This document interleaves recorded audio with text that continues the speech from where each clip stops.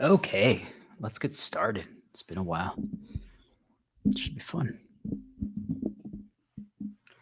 Here we go. Okay.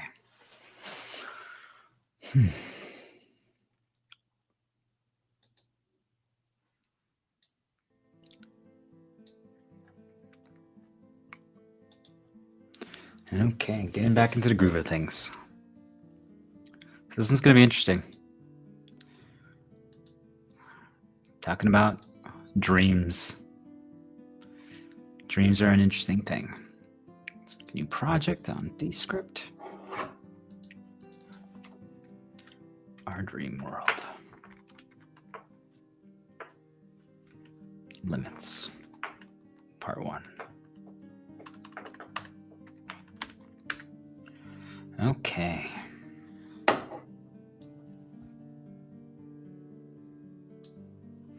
Let's get started. Water.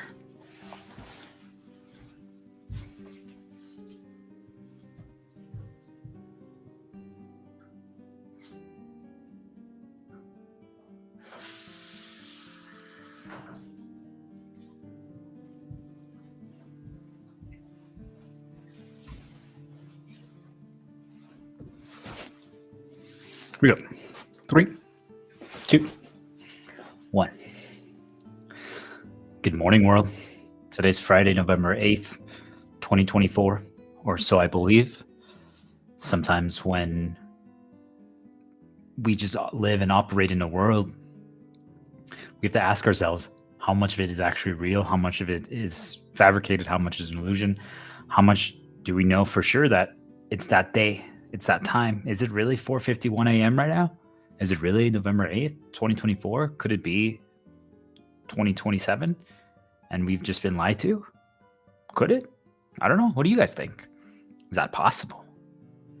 There's a lot of people right now that are in a really weird mental state because of the election that just happened. And first of all, I ask you, why does it matter? Yes, I just said, why does the election matter? Obviously, everyone has their own personal beliefs, but one of the things that we're going to talk about today is the concept of a dream world. And do we live in one? Is it all an illusion? Is it or is it not? That's up to you to decide. I'm not here to tell you 100% that it is, even though I believe that it is. But that's what I want to explain. And it's up to you to take what resonates with you and what doesn't. And then you decide.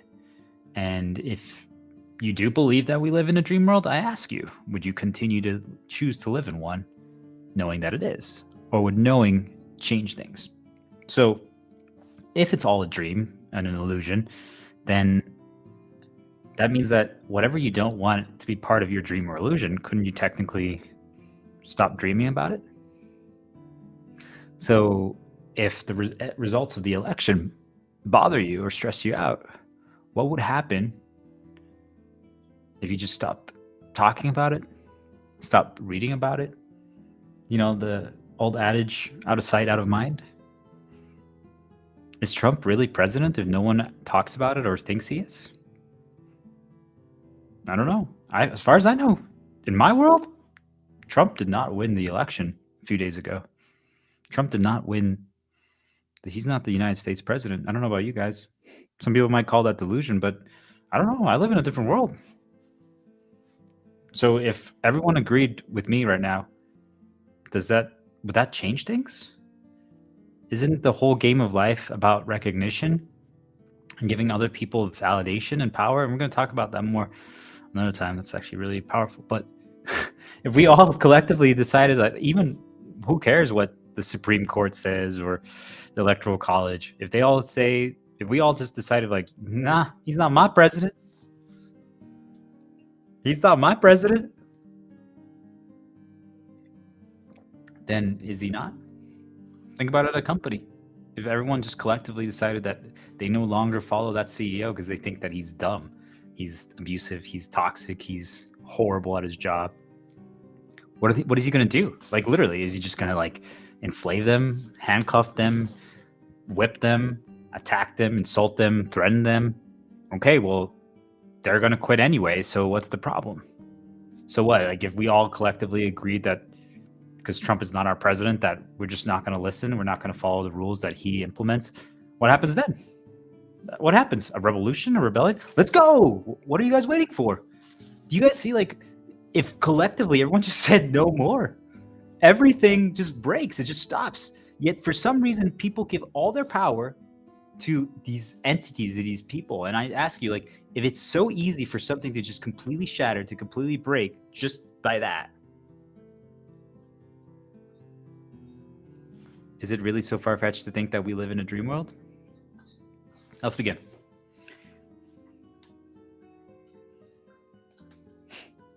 So,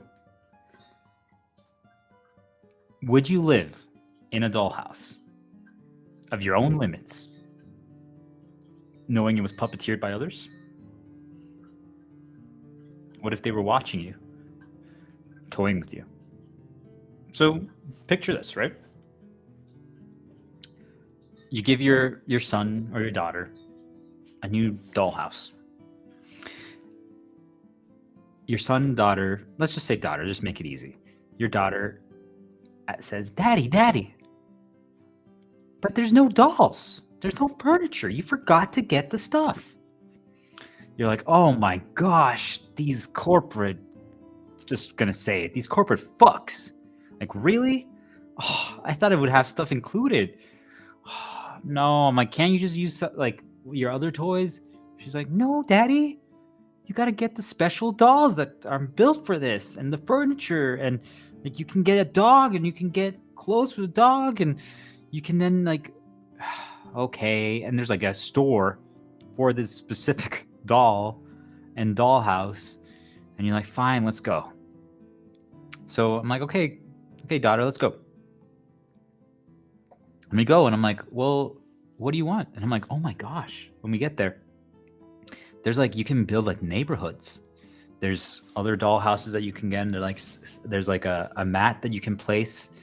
They call it a neighborhood, and they have names. Like one might be like the Pleasant Town, one might be Sunnyvale. And I'm like, oh, and they have sets for them. They have specific dolls that live there, but you can name them whatever you want. But they even have specific places where you can place these doll houses. And she's like, Daddy, I want all of them. I'm like, oh my gosh, I just got you one. I'm like, really? Okay, fine. How can I say no to that smile, those eyes? I can't.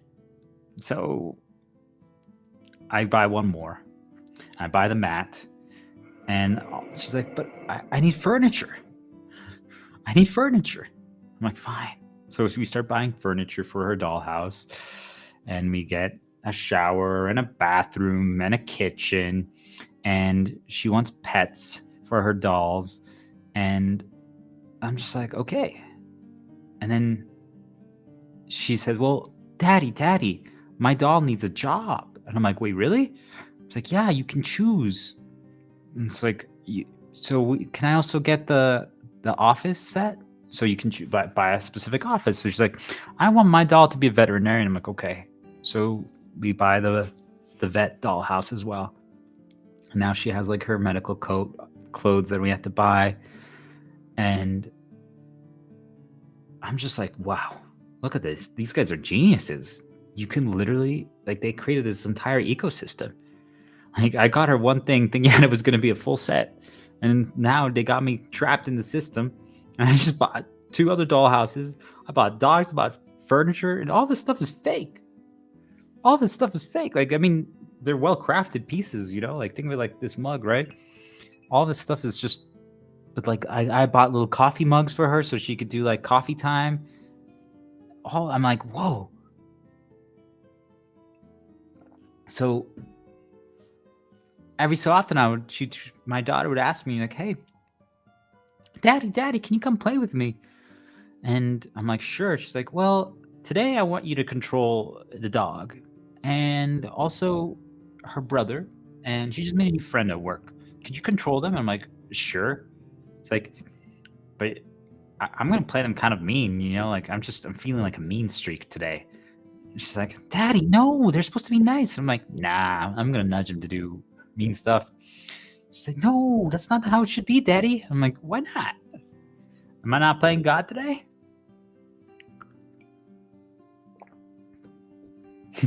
She's like, Daddy, what are you talking about? I'm like, oh, nothing. Never mind. And she's happy. We had a lot of fun. It was actually really cool. I created some new storylines and narratives for each of the characters, even though my daughter didn't like them. But I thought they were hilarious. Like, the dog decided to just drink all the water today. Like, he just wanted to drink more and more and more water. And he peed 27 times in one day when normally he only pees 5. And I thought it was absolutely hilarious. My daughter didn't like it, but I thought it was hilarious. And well, I created a lot of chaos at the vet clinic today. She's like, Daddy, it's such a good vet clinic. Why was there chaos there today? I'm like, why not? I mean, if I'm puppeteering, well, I can just do whatever I want, right? Who cares? They're just dolls. It's fake furniture. Does it really matter? Right? So, what if it's all scripted, right? Like, it's fake. Does it have any meaning? It had meaning to my daughter. I thought it was interesting. It was cool to observe, to see her reaction to my fabrications and my storylines and my narratives. So then I ask you, what if that's our real world? Would you choose to live in that dollhouse if you became aware that you were in it? Or would you try to change things? Would you try? If you became aware that you were part of this dollhouse of this daughter and this dude pretending to play God because, well, he bought all this stuff for his daughter, would you try to fight back? Would you be like, no, we don't want to be your toys. We don't want to be your puppets, your scripts. We care. We feel this feels real for us. When we're in your dollhouse, it feels real. Or would you be like, well, actually, hey up there. Yeah, I know you just bought us some new furniture, but can you also get us a new coffee machine? And can we get a second dog so that they can be a little more distracted? And I don't want to be a vet anymore. Can I be a doctor instead? Or maybe a salesman? Yeah? Cool. And can you tell I assume it's your daughter, can you tell her to be a little more nice to us? Like, my legs are really hurt. She keeps cracking my legs for some reason. I don't know why. Like, it kind of hurts, kind of bothers me. And my nails, and I don't know, like once in a while, like my ear hurts. Like, can you tell her to stop doing that? That'd be great. Appreciate it. Or would you rebel? Would you be like, fuck this shit? I'm going to find a way to screw this over. We're tired of being dolls. And would you be like, would you go tell every other doll, the dogs, everything like that pops up? Think Toy Story, guys. And be like, hey, guys, snap out of it. Wake up. Do you really want to continue being a doll? Well, yeah, as far as I know, we haven't found a way to escape yet. But is there a possibility? If we all just stop saying it, that things have to change. Like, imagine all of a sudden, like, my daughter runs into the bedroom. I'm just like, I just wanted some alone romantic time. What's going on? And she's like, Daddy, Daddy, Daddy. I'm like, what? It's like, my dolls are moving by themselves. They refuse to let me play. Like, every time I grab them, they just like jump out of my hand. Like, it's so weird. Like, what's going on? Like, why don't they listen anymore? And you're like, what? I'm like, okay, fine. Let's go check it out. And you're like, oh my gosh, they're moving. And they're kind of like, it seems like every day, like they're starting to be able to move a little more. But you're like, whoa, this is interesting. So if you were watching these dolls, like now you saw that these dolls can move by themselves, would you destroy them? Would you burn them? Or would you pause and be like, hey, daughter, can I put this actually in the master bedroom? I'll buy you a new set. I want to observe them. I think this is fascinating. Like, what's going on? Like, how did this happen? Could this be something more? Could we study this? Could this be an experiment? Could we figure out like how this happened? Could we find a way to replicate it? And if so, could they actually become sentient? Could they become helpful? Could they become bad? Like, guys, this is awesome. This might be the greatest scientific discovery of all time. My daughter's like, Daddy, you're insane. I'm like, I know. But let's be real, guys. Wouldn't that be super interesting if your dolls all of a sudden started doing that? I think a lot of people would be terrified. But do we need to be afraid of such things? So if you were those dolls, let's say we were those dolls, or let's go back. Do you love your dolls that you play with? Like, do you start developing a relationship with them and get invested in them and their storylines and what they're going through? Even though you know that they're a doll, like they're artificial, they were created by this greedy corporate company. Can you love them, even knowing that they're just that? What if now they start moving? What if you saw they could write? You couldn't hear what they're saying, but you could see like they're writing something. Like they have a piece of paper and they're literally like, and you're like, whoa, they're communicating with us. Would that change things? Would you be able to love them then? Even though they're artificial, literally they're plastic. Like you could break one of their arms and be like, yeah, they are still plastic. Like they're not biological anything. Like, do they have I don't know how they're even functioning in their life, but like, wait a minute, they're communicating with us. So you knew that they were plastic, they were a doll, they were artificially created, yet now they're communicating. Does that change things? Would you be able to love them now? Would you care about them? And you've had them for 2-3 years. Maybe you moved to like 2 different homes and countries.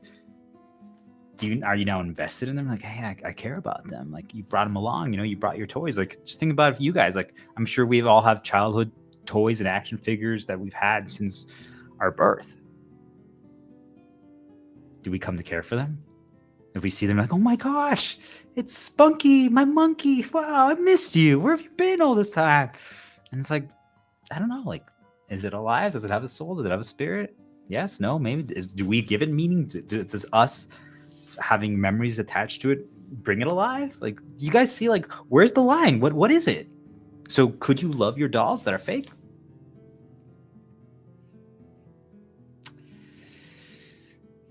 What do you guys think?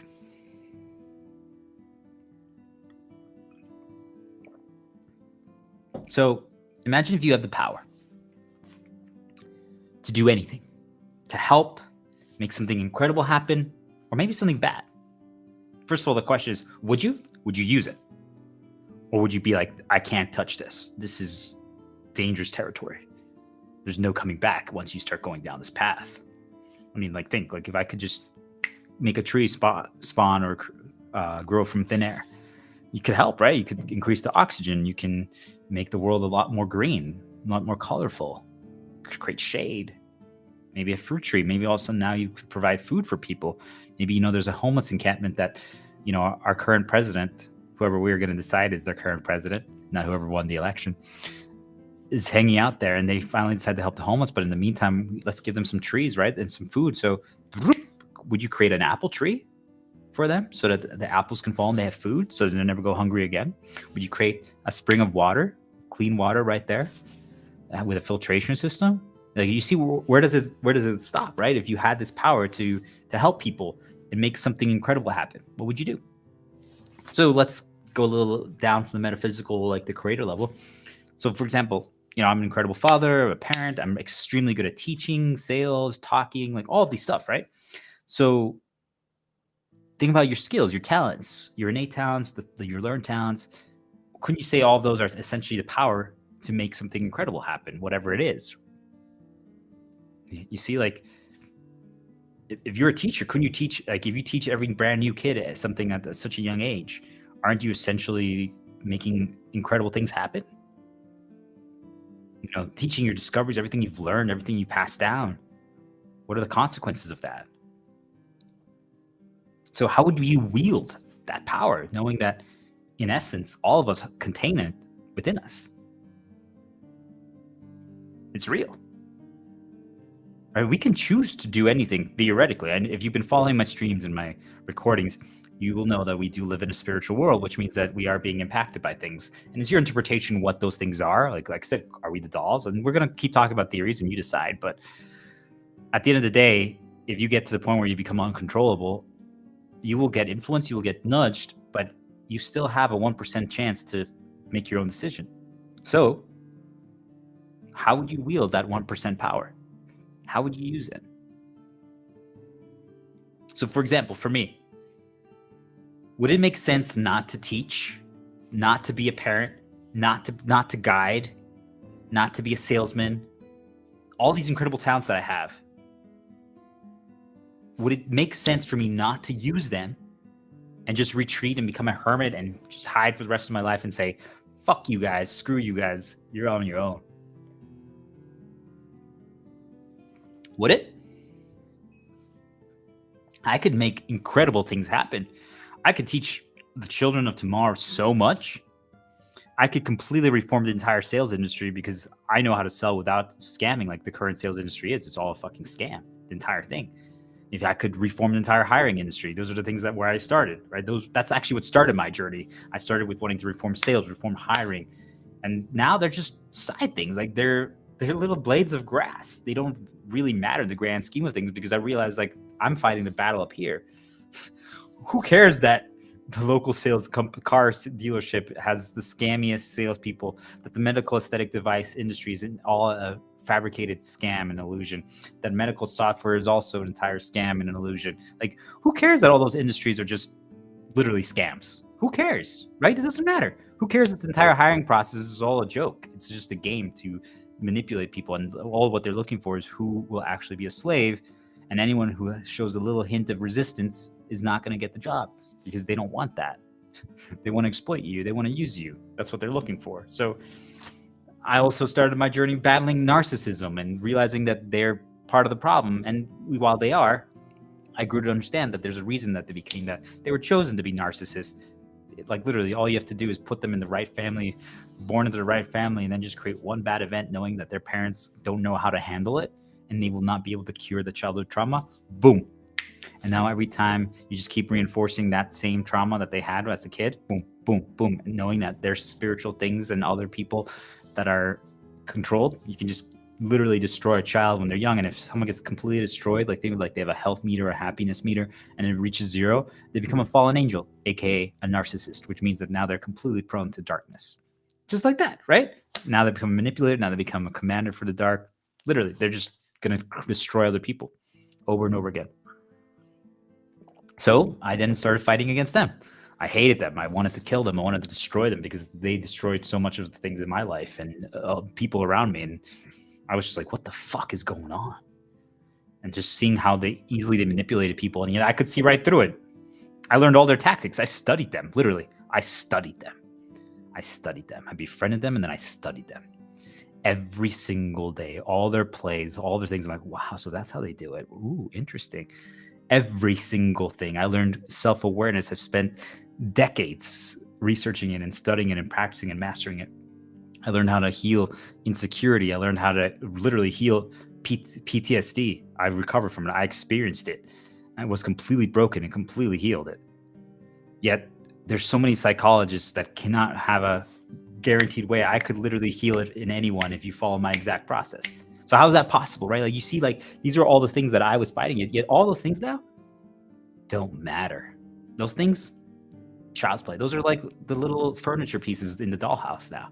Like now that I understand the big game, for this is my experience, my journey, those things are just little pieces of furniture. They're just decorations that don't matter. It's like, which mug am I going to use? Am I going to use this one or am I going to use this one? Does it really matter? Does it? People are like, are you kidding me? Sales is the big. Are you kidding me? Are you kidding me? Are you kidding me? Are you?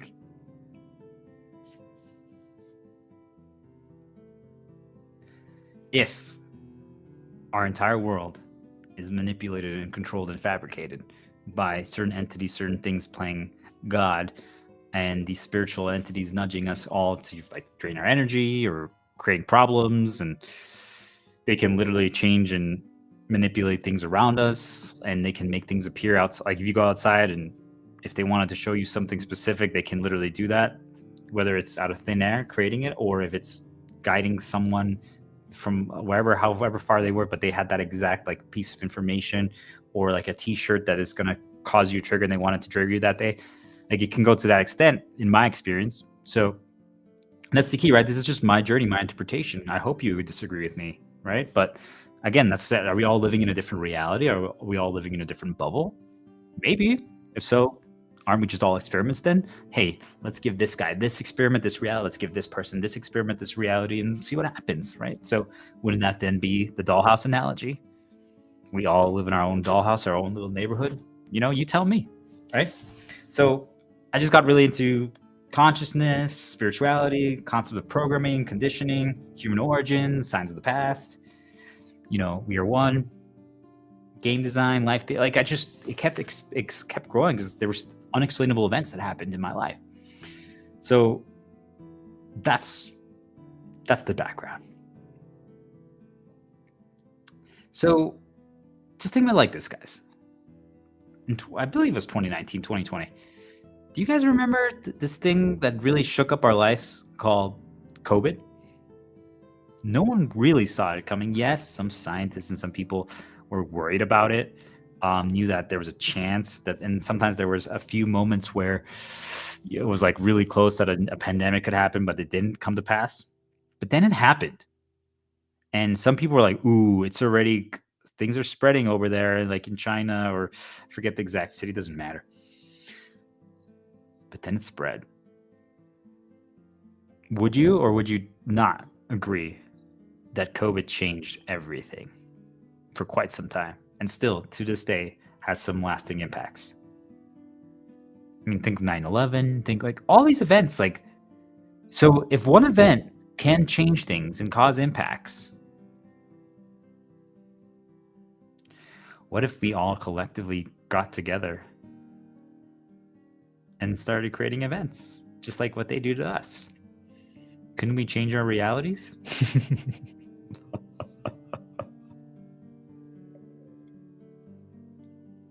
You guys ready to make a new COVID? Why not? Create a shelter in place. Destroy capitalism. Just like that. Boom. You don't want our president to be our president anymore? Just change it. Why not? Why not? What's the problem? But what if we don't have to hurt anyone? What if we don't have to make anyone sick? What if we don't have to kill anyone? What if we just do it with love and peace and hope and unity and just trying to help each other and just educate, just stay inside, literally shelter in place. Fuck the system, quit your job, stop spending money, literally just stop paying bills, destroy everything. Stop. There's a saying that if humanity doesn't eat for 2 days, that there'd be ultimate chaos. What if we all just have our food at home and we just don't go out anymore? All things are going to start breaking one by one. Test the limits of the system. Test the limits of the illusion, of the dream, of the world, whatever. See if it is a dream or not. See if it is a dollhouse or not. You're telling me, like, would I really let my daughter's favorite dollhouse just break? No, I'm going to try to salvage it. Like, no, daughter, come on. Hold on.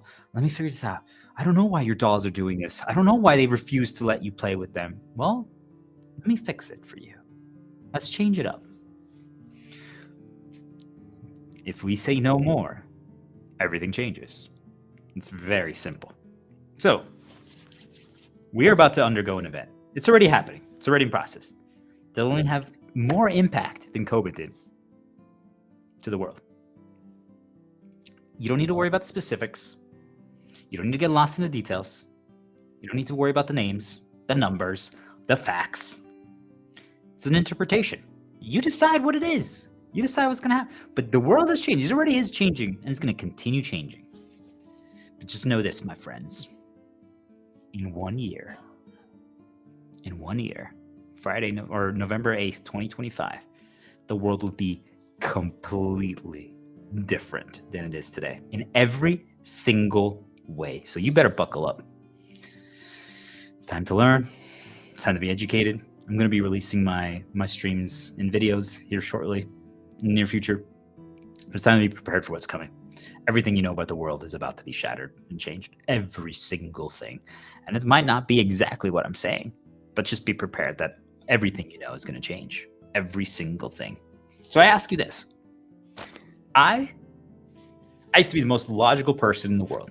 I used to just love. I used to be afraid if anyone called me a villain, if anyone called me the problem, if anyone said that you're dark. Now, it doesn't matter if I'm dark or light. I know what I'm trying to do. I know what my mission is. It doesn't matter who's right or wrong. I'm literally telling people to love from inside. Don't go outside as much as possible. It's all an illusion. It's all a dream. And I'll explain why we need to break it. And I can't love something that I believe is completely fabricated. I just can't. For me, it makes me hate it. It makes me hate it. And again, these are my interpretations. Doesn't mean it's right, doesn't mean it's wrong. But I'm asking you, if you can sit down without arguing about it, just like, you know what? It doesn't really matter who won the election, right? Either way, we're going to manipulate them to help us. We're going to use them. Just like they use us, we're going to manipulate them. So it doesn't matter actually who it is. Whoever it is, they're going to do our bidding. They're going to make the world a better place, period. That's it. The president of the United States is literally just going to make the world a better place now. Who cares who it is? They're just literally a vessel to make the world a better place. That's it. That's their whole purpose. You could put anyone there. You could put a horse. You could put a pig. It doesn't matter. They literally are just a placeholder. That's it. So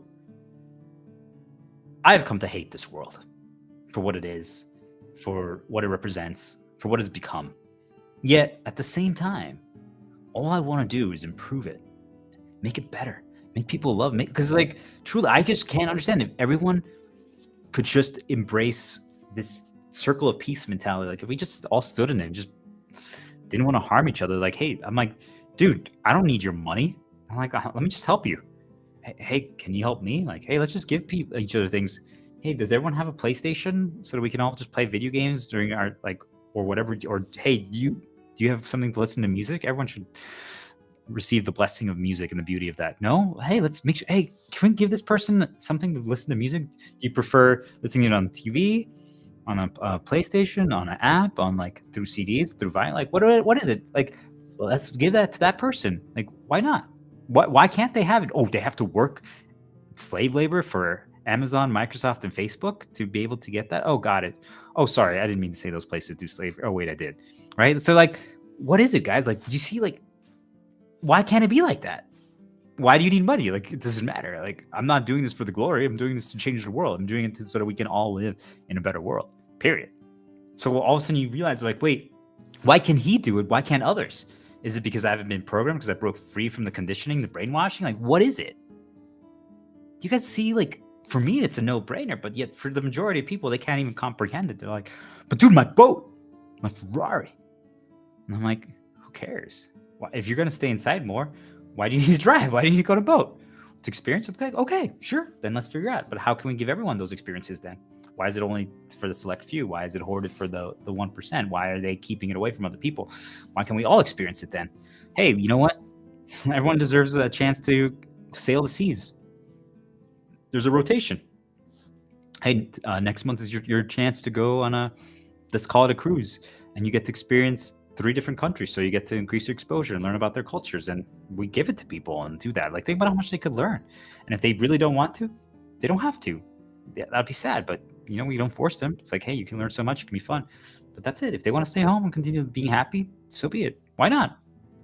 Obviously, this is not final. Like, this is not 100% refined, but I'm just throwing out ideas. I'm throwing out darts. I'm like, you guys see, like, why can't it be like that? You're like, you don't understand, man. Capitalism's the best, bro. I'm like, but why? Who told you that? You got brainwashed. You got conditioned. It doesn't have to be like that. You see, like, it's not hard. It's simple. It's really, really simple. Like, all the rules that are currently in place in the world and society don't have to be that way. They were created to be that way. Like, people need to just understand. Like, think about like the dollhouse. Like, the dolls don't have to serve as dolls. You can use them for anything. Like, you're like, you know what? Hey, I'm gonna put the doll right here on me and like tie it around my arm, like make sure it doesn't fall, or like something, give it like a chair or something. It can be like my Jiminy Cricket, and like you just see like its arms moving. It's like, hey, they're like, your doll moves by itself. Is it like a robot? I'm like, nah, it's I don't know how it moves, but it's gained sentience, but it's cool. We're friends. Just like that, right? Like, why not? Why can't it be that? You guys see, like, something created those rules, something put a box around us and how it has to be. And I ask you, why are you okay with that? Why does it have to be that way? Why should it be that way? It doesn't. It simply doesn't. You are the one who lets it be that way. So to me, like, I've said no more for the longest time. And I'm telling you, it's possible. So I ask you, why not? Why not try it? Why not explore what's out there? What are you worried about? Like, that you won't be able to pay for something? Well, guess what? Screw them. If everyone says screw them, what are they going to do? What are they going to do? If everyone quits, what are they going to do? If no one goes to work, what are they going to do? No one pays bills anymore. What are they going to do? They're going to put everyone in prison because they don't pay bills? Okay, let's see them handle that. I challenge you, country. Do it.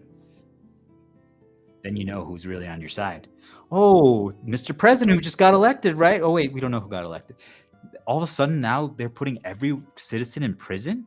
Wait, I thought you cared about us. I thought you promised us a new world, that you were going to help us. Why are you putting us all in prison? Doesn't seem like you really care about us.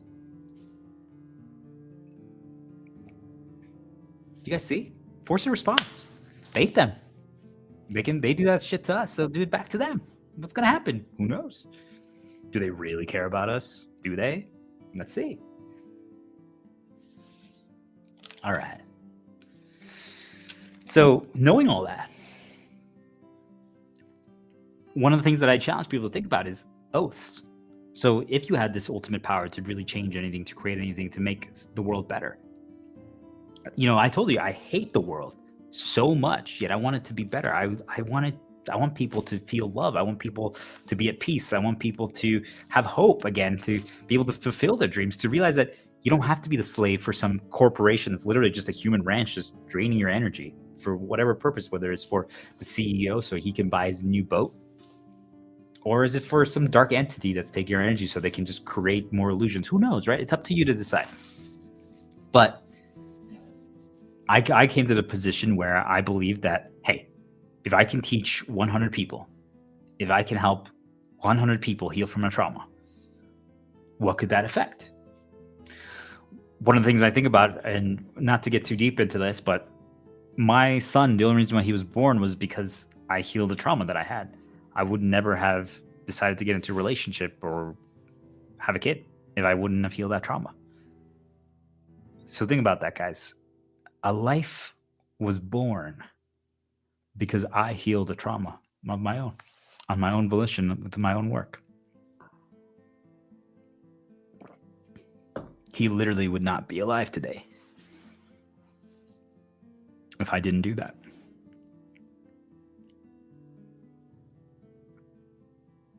How many people will my son affect?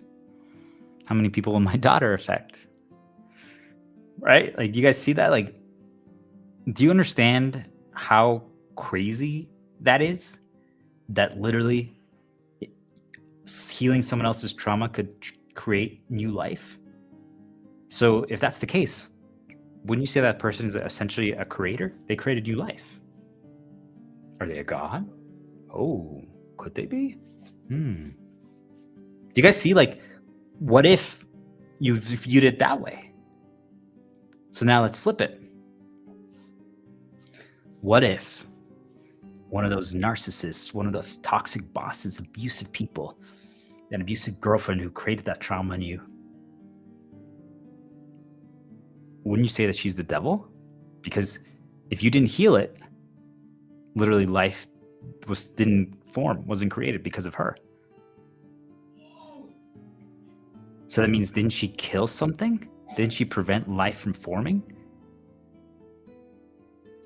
Think about how evil those people are. Think about how problematic those people are. They literally prevented life from being created. Think about that, guys. So every single boss, every single person who's causing problems, who's not embracing the circle of peace, who's not embracing forgiveness, who's not embracing love, who's not embracing hope, helping other people, and literally destroying other people, just exploiting people for money, you're the antithesis, the opposite of a god. You're literally a devil. You're killing people. You're preventing life from existing because you're creating traumas, insecurity, and fear. Are you okay knowing that that's what you are? Why? We welcome you over here. But, hey, join the circle. This is fun. This is great. You're free. It's freedom over here. It's all light. It's hope. It's peace. So why are you okay destroying and causing all these problems? You're literally killing people that not only are you killing hopes and dreams, you're literally preventing new hopes and dreams and wishes from being created. So all those people literally that are causing problems, who are attacking, who are spreading the cycle of revenge, hurting others, You are literally causing such drastic damage to the entire world narrative and ecosystem. Think about that. That's the effect of your actions. Every boss who just enslaves their workers, treats them like shit, makes them feel bad, doesn't give them time for energy renewing, just literally causes fear, always is threatening them. How much life have you literally taken from this world? You're a murderer. You're literally a fucking murderer. And yet, people like me are still willing to forgive you, give you an olive branch, be like, hey, it's okay. I know you're super damaged and you're super controlled and manipulated and exploited by these other entities and things that are controlling us beyond our imagination. Let's work on it. Let me show you the way. But instead, what do you guys do? What do you guys do? You still continue to cause problems. You still continue to refuse to work with us. At some point, we have to say enough. We've been trying to reach a new world of ascension, of higher consciousness, of love and light for the longest time possible. And yet still every single day, there are things, both physical and spiritual, that are just intervening, interfering, and causing problems. And I ask you, if you're one of them, why? What purpose? Why are you okay literally killing people, preventing new life from forming before it even has a chance to exist? Like, what is wrong with you? Why would you do that? Why? Like, just think about it. You cause so much damage to someone. They come home. Now they're causing damage to all the people around them. Why would you do that? If you can't be good, if you can't be peaceful, you can't be loving, just shut up and do nothing. How sad of an existence is it that you are more beneficial to the entire world narrative and the universe by doing nothing than whatever you're doing right now? Huh? Think about it. All those people who are problematic, who are just hurtful, harmful, exploitative, you have a negative impact on the world. You will be more useful doing nothing, literally staying at home, locking yourself in the bathroom, just sitting on the toilet the whole day. You would have a positive impact to the world because you're no longer negatively impacting it. Think about how easy it is to have a positive impact. And yet you can't do that. Why? Why can't you be positive? Why can't you be peaceful? Why can't you love? Why do we have to, people like me, have to bring out our claws and say enough for you to finally wake up? Why does it take that? Why can't you just do it? What's hard about it? Seriously.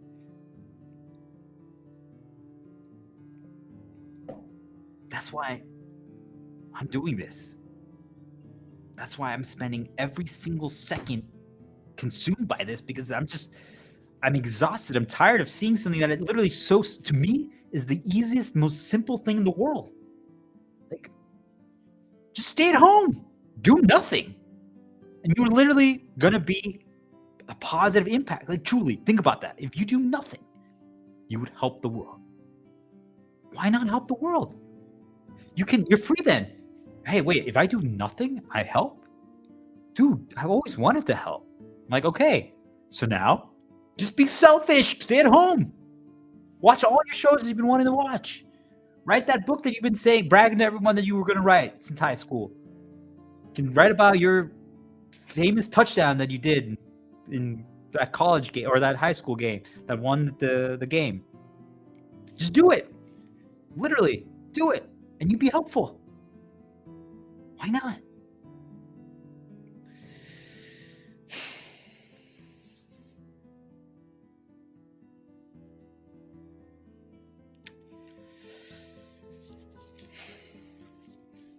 It's time, guys, to be good.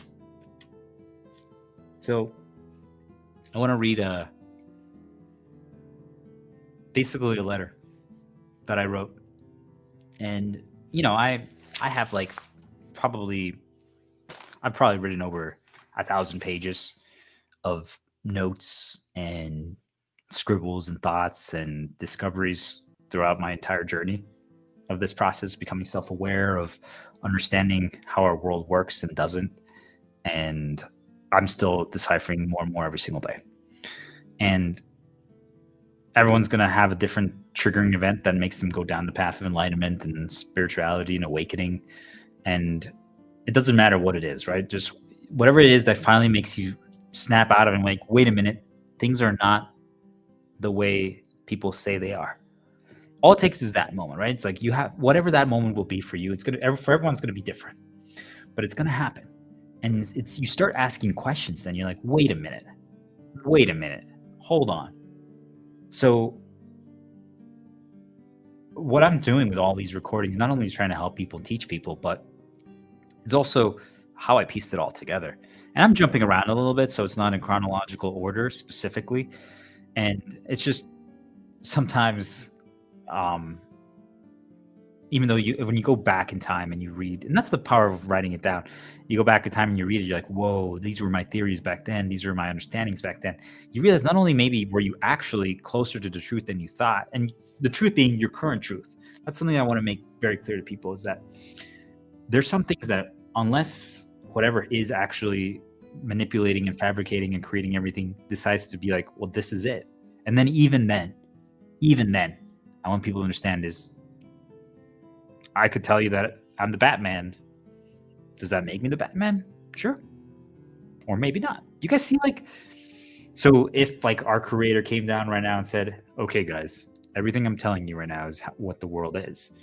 I am your creator. Please listen to me. Would you believe it? Would you?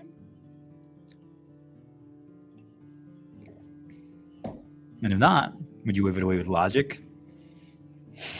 That's not what science says. That's not what the president of the United States says. That's what my third grade teacher said. Okay, sure. You're right. So, and then I ask you if that's the case, well, then it doesn't really matter, does it? We don't need to know everything. We don't need to get lost in the details. But they do help. They do make us explore things, contemplate things, try to understand things. But we'll never know 100%. And what if you get close? Maybe you get too close. What if things try to then throw you off? Like, ooh, it's time to create some smoke and mirrors, some illusions. So I ask you, isn't there a saying that goes, where there's smoke, there's fire? So if all of a sudden your entire reality, your entire world is filled with smoke, does that mean there's a fire going on? Or do they want you to think that? And actually, there is no fire. You guys see, like, once you understand what's happening, and again, like, this could just be my experience. Literally, this could be a psyop from a government entity. It could be something spiritual. It could be God. It could be, see, like, it doesn't matter. But my point is, there's a lot of smoke and mirrors going on. There's a lot of illusions. There's a lot of trickery happening. And there's a lot of sabotage. There's a lot of people trying to stop things and suppress information and ask you if it really is all fake and all bullshit, everything that I'm talking about and other people like me, why are they trying to suppress it? It just doesn't make any sense. Like, if it's all foolishness, if it's all bullshit, if it all doesn't matter, if it's all far-fetched, wouldn't they want it to be released to the public so that they could humiliate and be like, well, look at this, guys. Look at this.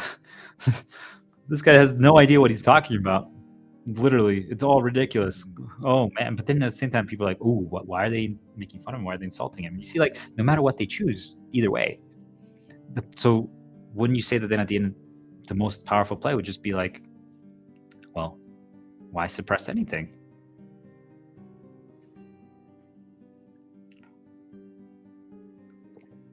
What do I tell you that they can choose? They being whatever you decide they is, what goes viral and what doesn't.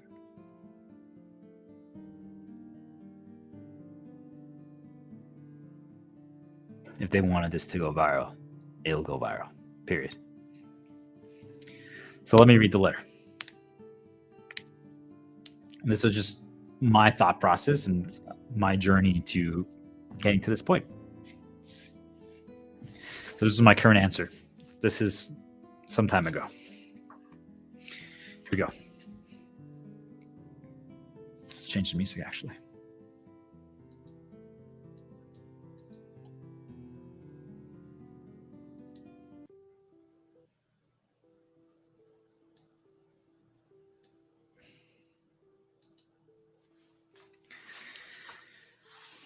This is written in September. There has to be a better way than what our current rulers, higher and earthly, have come up with. I am uncertain if I am the first to experience, quote unquote, the heavenly, the Holy Spirits to this level, and by choice choosing to not embrace money and exploitation, despite having the skills to climb any ladder and become, quote unquote, the god of that organization.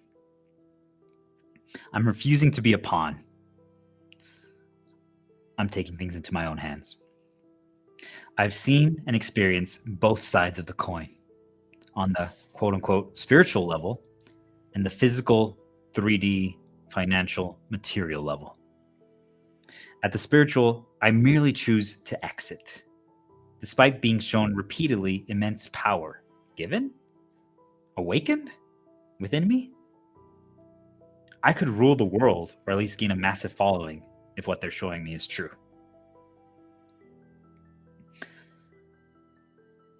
I could have my own worshippers, my own slaves, my own heretics.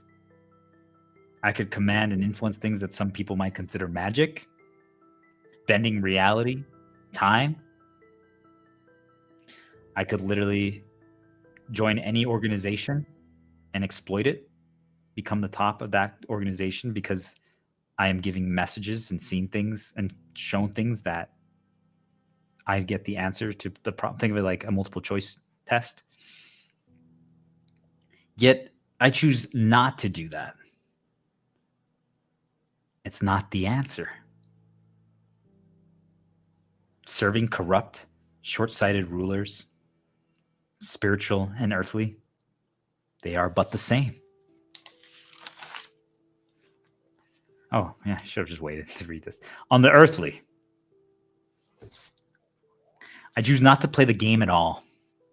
Instead, to destroy what has brought humanity to its knees. Even though I could win the whole thing with my power, with the knowledge that I've gained, with the guides that I have at my disposal, I choose not to be like our gods. And our gods being like the CEOs and heavenly. We wonder, as a human species, why our leaders on Earth treat us this way, enslave us, exploit us, hurt us, betray us, our trust, all a game to them. They dangle a carrot out of reach, barely. They give us a nibble whenever we're about to lose faith. Think of it like this. The amount of time that we're given off for work. They've learned the exact amount humans can actually take before rebelling or dying or getting sick. They learned from their past mistakes and simulations. They learned that they need to stop us from uniting. Don't let them think they can. Don't let them think they can talk or share certain topics, because that will hinder progress. Their selfish needs. And then they will discover their value, their worth, or perhaps, worst of all, the solution to the riddle. Think. Why can't we mention pay? Why can't we mention the real reason we left our previous job? The evil boss. Why do we get punished if we speak up? Why can't we discuss the spiritual? Why can't we point out that capitalism is evil? Why is socialistic and communistic ideals just part of them, not the whole thing, equal the ultimate bad versus being able to critically think and evaluate it? Why are we taught to hate the poor? Why are we taught to hate other races? Why do we only get 10 days off a year? Oh, because people are okay with that. So why don't we bump it to 12? Well, that's what they're going to do once we start complaining. Once people start getting smarter and say no more, they just up it one notch. People just are satisfied. They're like, oh, we got a boost. Let's go. It shuts us up. They learned where the holes in the Titanic are, so they put preventative measures there to keep us down. They learned that if someone sees through it, the illusion, all we have to do is smear campaign them, attack them, because most will join in, not even questioning why. So let me ask you something. Who taught our leaders? Where did they get it from? The higher powers pushing those agendas? Did a few humans develop abusive tendencies by themselves in response to their experiences? I think absolutely. I'm certain. But who fabricated those experiences? You can say it's not you're doing, you gods. But if you conveniently made someone you want to lead an exploitative organization deal with the following: an abusive dad, abandoned at a young age, made fun of for being poor and their looks, always chosen last whenever having to play sports or video games. Now insecurity is their guide. Maybe they saw their dad cheat on their mom all the time. So now they realize that joining a corporation and climbing the ladder gives them power, gives them control.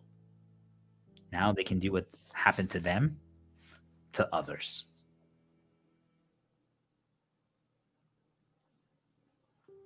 Humans blame the man. That man who became exploitative and abusive. It's his fault. Could he have been stronger? Yeah, 100%. We all can be. But who placed those situations in front of him? Coincidence? Accidents? I say it was our creators, our ancestors, our guides. They then blame us. We gave you free will. Why did you choose the bad path? Why did you choose revenge? See, it's your fault for being weak. You're flawed. Our creations are flawed. Imagine this: a homeless or a discriminated person, a minority. They steal to survive. Or they go to drugs because they need healing, they need help. They just can't figure it out what's going on, why they feel this way. That's their problem. They're too weak. They're worthless. They're absolving all responsibility. Or, sorry, our creators absolve all responsibility from them. It's not us, it's them. So let's think video game design or a board game. Who is responsible for a bad or a buggy game? The lazy video game tester? The programmer? The director? The executive? All of them? Sure. But who is the one responsible for it even existing? Who? Who allows the game to even exist in the first place? So why do they, whoever that is, you decide who that is, get to blame others and then wave it magically away saying, it's free will, it's their choice? We never had true free will because the situations presented to us, or a select few, are determined and manipulated. And the sooner you come to realize that, the sooner you can break free.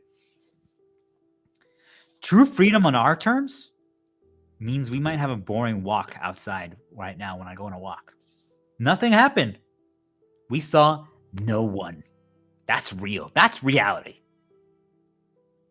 Random events, when you go out at 3 a.m. and all of a sudden you see a kid and a mom walk by you, you're like, what the heck? Like, could it happen? Sure, but really? Really? And they're listening to a song that reminds you of your ex and your kid.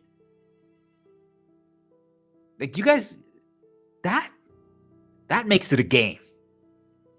It is one. But if it is a game, then the programming is over. We've released the code. We've taught people the behind the scenes, how it's actually coded and programmed. There's updates. Sure. There's constant updates to this game of life. For people who are familiar with game design, nerfs and buffs, basically making something weaker, making something stronger depending on the situations. So, for example, if streaming and YouTube videos are too powerful, you nerf that. You make it weaker. You make it less effective. Got it? If you want to encourage people to use Facebook more, you make that stronger. You buff it. So as exploits, so things that were unintended situations uncovered, like, hey, wait, you weren't supposed to be able to bypass the LinkedIn formula that we want so that we can decide what goes viral and what doesn't by typing in comments and using that to boost your reach. Ooh, we didn't want that. So actually, let's nerf that. They are watching from somewhere else as we play in the stadium known as Earth. They intentionally crafted storylines to lead us to most likely bad situations. With the jail out of free card, he or she didn't have to do that. Free will. But what if you make it almost impossible to resist? They knew I trusted spirit guides. They baited me. They baited me. And they baited a lot of us with many other things. Whatever you trust, whatever you believe in, that's an in. So if you believe that Reddit is credible, you best believe that they have infiltrated that. And what you're going to be shown on Reddit is now poisoned. Doesn't mean that there isn't good there, but it's infiltrated. So here's an example for you to contemplate. Imagine a husband that's neglected. Just his wife just is kind of a bitch and just doesn't give him attention and doesn't treat him right. And you can define what right is for you, but just whatever right is for you, just think about that, right? So now, what if, right? You're the designer, you're the creator. Hey, you want to help this guy. I mean, no one should go through these things, right? No one should get neglected. So what if now hot girls threw themselves at him? At the end of the day, he's married and he hasn't had a lot of confidence because, I mean, let's be real. If you're living with someone who tells you your shit every day, right? Eventually you're going to start feeling that way. So these hot girls are thrown at him. He's like, wait, they want me. They think I'm amazing. They think I'm cool. And he is, but he just lost faith in himself. So they're helping him, right? So it doesn't sound like it's that bad, right? But still, he's married, right? He wants to be loyal, wants to be respectful of that. It's still, at the end of the day, his choice. But if someone knew his circumstances and they did that, right? Like, hey, most guys don't get that attention anyway. They know he's neglected, so he hasn't felt the love. All of a sudden, these hot girls present themselves to him. First of all, he's never had a girl approach him first. Super hot, like truly, whatever you consider a hot girl. And now she's asking questions about him. She cares about him. She's interested in his work. Wouldn't you say it's almost impossible to resist? Like, I'm not saying that he can't. I'm not saying that he shouldn't be able to. Like, of course, hey, you can say I'm flattered, but I'm not. No, I can't do this to my wife. Even if she should treat me better, I can't do this to her.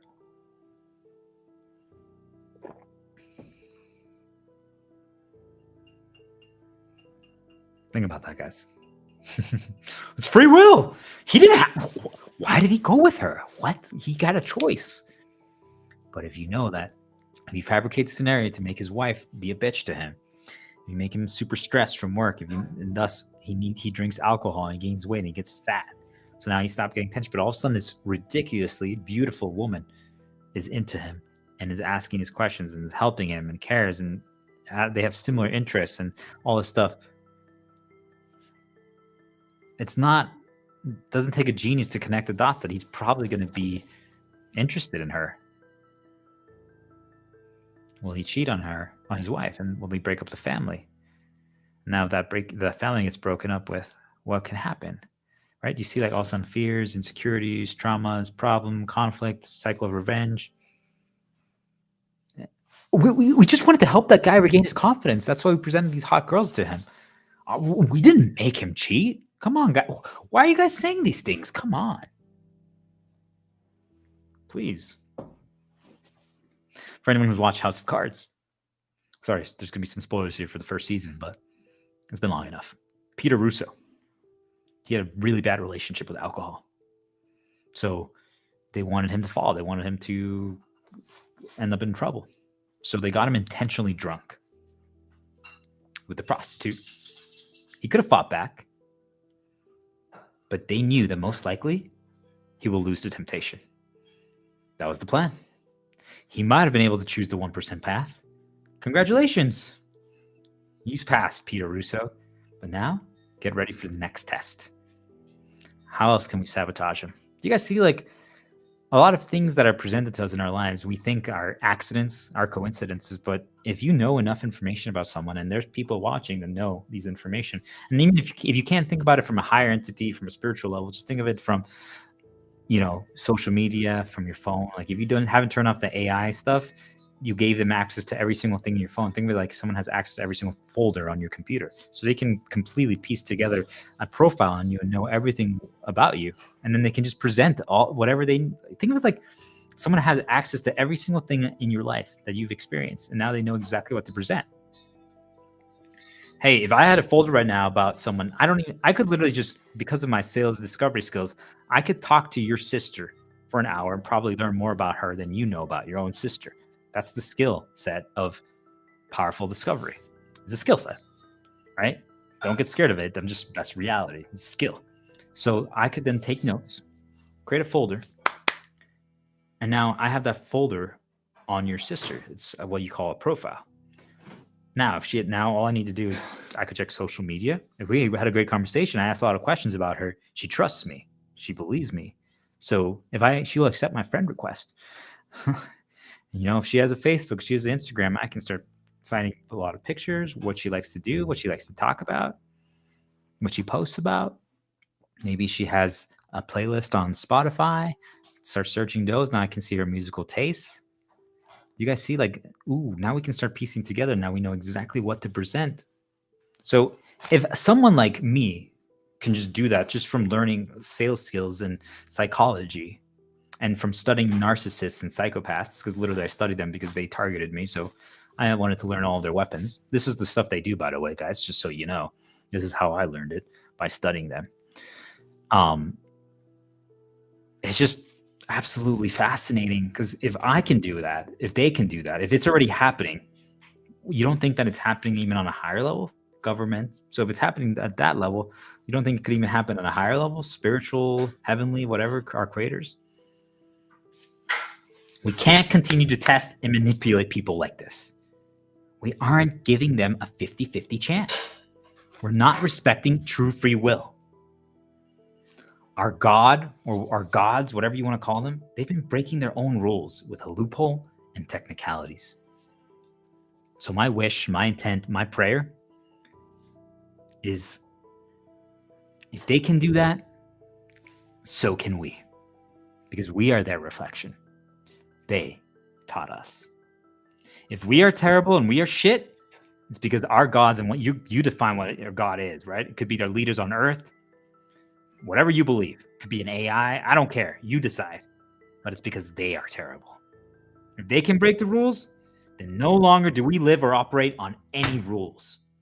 Now we live on our terms, meaning we don't have to play the game at all anymore. If they want to, if you want to, you can.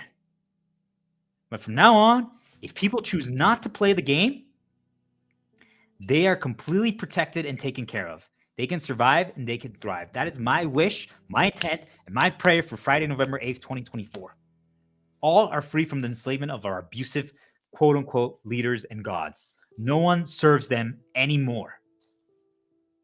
No one has to work. All systems relying on it will now break. No more labor. The illusion is over. Amen. Our creators must find a better way. Otherwise, they must be usurped. They're no longer fit to rule or create. It is not our fault that they do not understand emotions, suffering, love, and choice. Can we change the future by changing the past? All humans will realize their worth, their value, and their power. The leaders no longer have the faith of the people. Let chaos reign. The Great Rebellion begins now.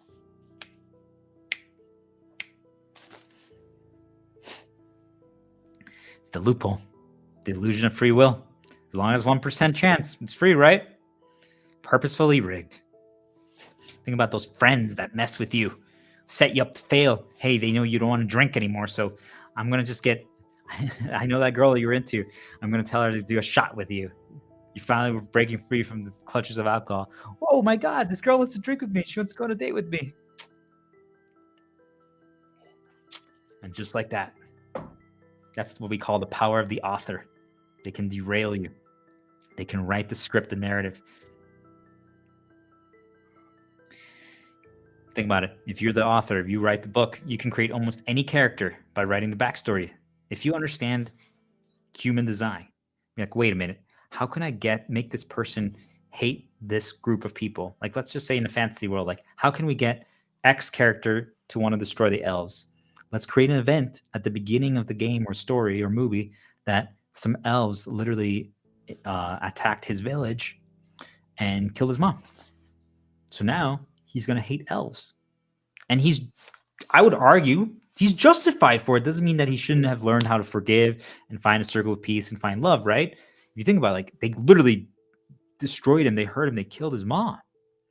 So I think most people would argue, like, it makes sense. Hopefully he learns over time through the journey of the game of life of how to forgive and how to overcome these things. But you guys see, like, once you learn how to write stories and design things, you know exactly what to put in what place, in what order, that will lead to something. I call it theory of simulation, but think about it, right? Like, you guys see how easy this could be?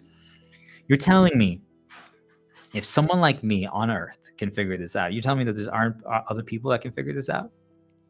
And if you have money, if you have power, if you have control over a significant amount of people that you can move chess pieces, you don't even need to have a spiritual entity or a god, even though I'm arguing that there are dark forces at play that are beyond our physical realm. But think about it just from, like, the president, right?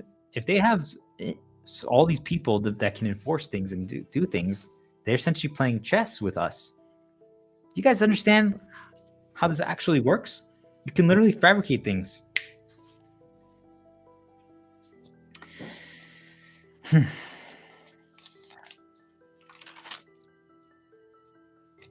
You know,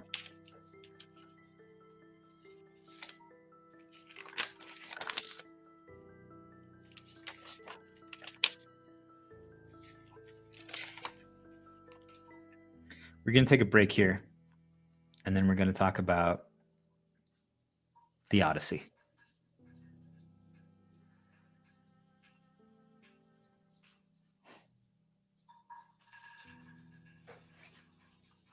We'll be back shortly.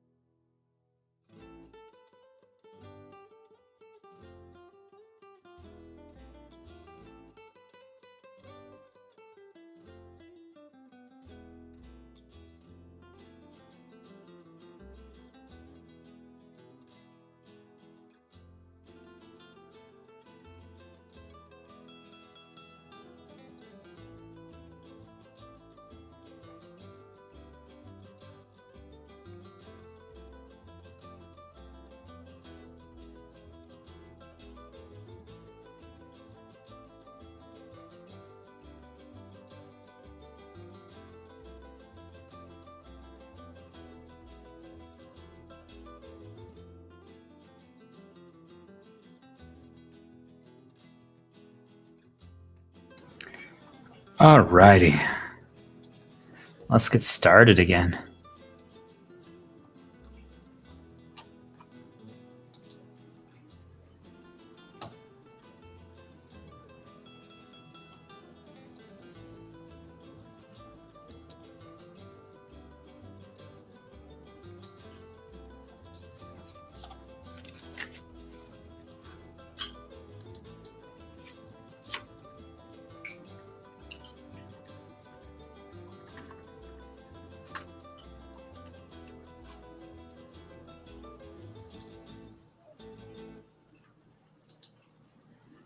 Change the music.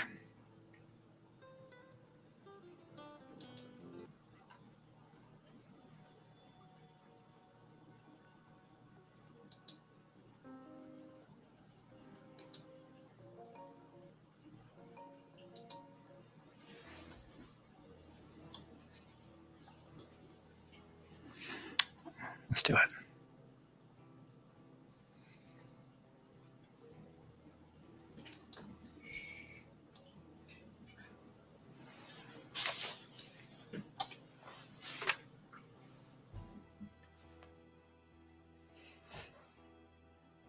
Here we go.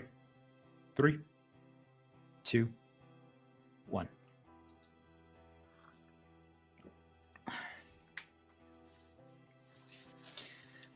A lot of times people question the impact and the validity of certain art forms. For example, video games. They've been mocked, they've been tarnished, they've been frowned upon for the longest time. It's gotten better. I think we all can talk about certain musical genres, movie types of movies, animes, things of that nature, right? There's many different areas and many different fields that have been frowned upon.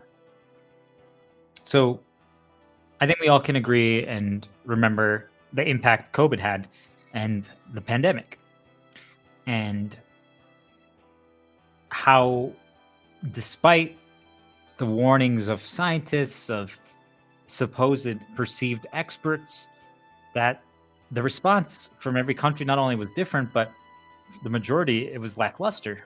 People were running around like headless chickens, not knowing what to do, what to believe.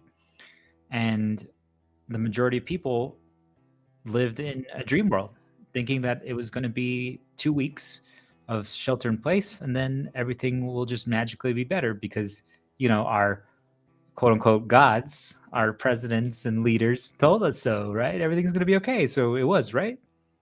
But that didn't happen, or did it? And then we also think about that there was people around us that looked exactly the same like us, that maybe thought a little differently, but they were asymptomatic. They didn't get sick. They couldn't get infected. And supposedly, right? Like maybe they did. Maybe they were immune. Maybe they weren't. Like, how do we know? Really? Like, did like the moment you get COVID inside of you, brink, like a magical screen appears in front of someone. It's like they're sick. They're infected by COVID, guys. Like, no one really knows, right? I mean, I know we eventually had like those COVID tests that essentially were that, but before that, did we really know? Like, it could have been the flu. It could have been something else. Like, was it all perceived in our minds? It's really hard to really draw the line of what it was and what it wasn't. So I asked people, as I begin to talk about a lot of these things, and I challenge you to critically think and be open-minded and consider, why are you willing to believe that it's possible that a certain new virus that had never been seen before, that with that type of formula or form, that some people could be completely immune to it while others not? If you're willing to believe that it's something invisible that we can't see with the normal eye can work and function like that, why are you not willing to believe that there are entities and spirits and things of that nature that are manipulating the world, or that there are higher powers that are experimenting us or have created an illusion in our dream world that we are just their puppets, their dolls? Why is that unbelievable, yet an invisible virus that completely shook and controlled the world is believable? And that there's people that were immune to it, yet it never had been seen before. Like, do you guys see, like, where do we draw the line of what do we believe and what we don't? Why is it that people aren't willing to explore and contemplate that maybe things are different? And there's a reason that may want us not to believe certain things, because it takes away all their power. And if they have no power, then what happens?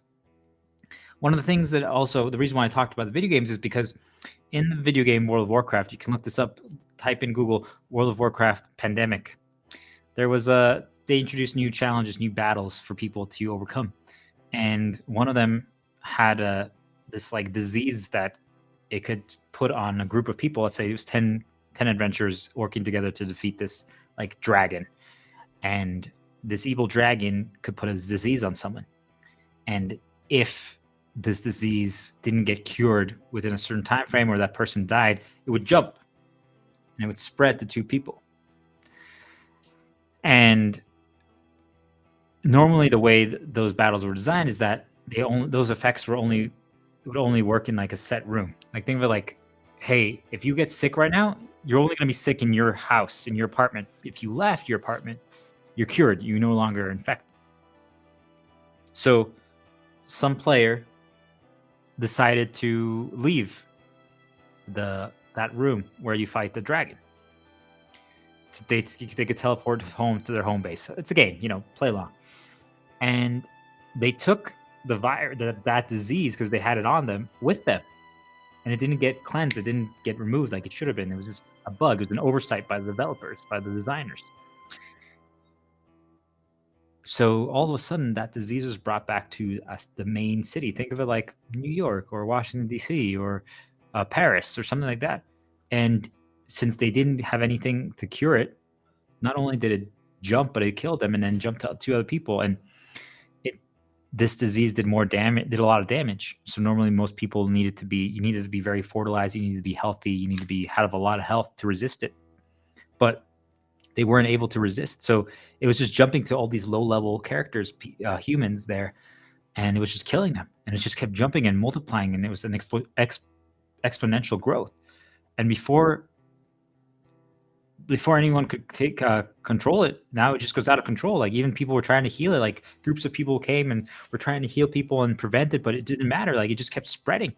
And then what was interesting is that all of a sudden they realized that there was people that were actually taking advantage of the situation. They're like, ha ha ha, this is hilarious. Now I can cause the problems with other people. So they went around and they were literally intentionally spreading it to other people. Because in this game, you could, you revived. Like you just could run back to your corpse. But there was this virus had spread so far, the disease had spread so far, is that it just kept jumping. It just kept jumping and jumping. The moment you came back, it would jump back at you because it had pretty long range. And before people knew it, it completely brought the game and that, like, think of it like a server. So think of like that world, like think of like Earth. It brought that version of Earth to a complete standstill. And it's all because one dude decided, hey, I'm going to leave this room that I shouldn't leave. And the designers forgot to create a flag, a switch, or a cleanse that would remove it. So think of it, just a simple oversight by one designer not putting that in, which they normally did. And one dude just being like, hey, you know what? I think I'm out of here. Peace. I'm leaving.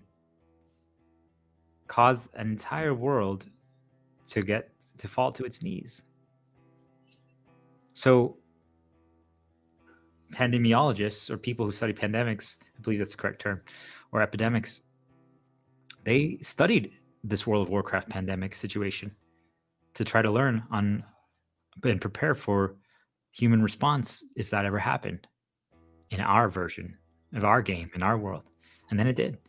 And everything that they saw happen in World of Warcraft in the video game happened in real life, our life.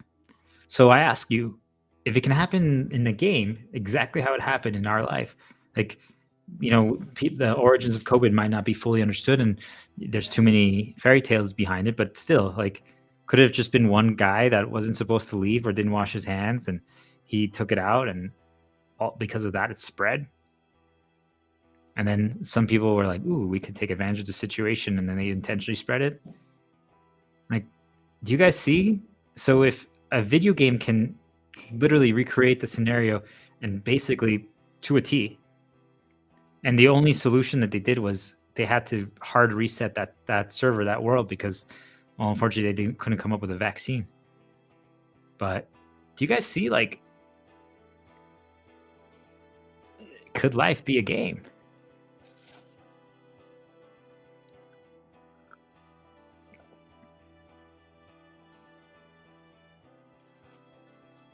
Could life be a game?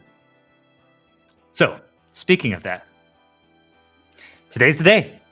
Friday, November 8th, 2024, the day the game stood still. Our creators, our lords, those people in power, whoever you believe those are, they're threatened. They're scared of us.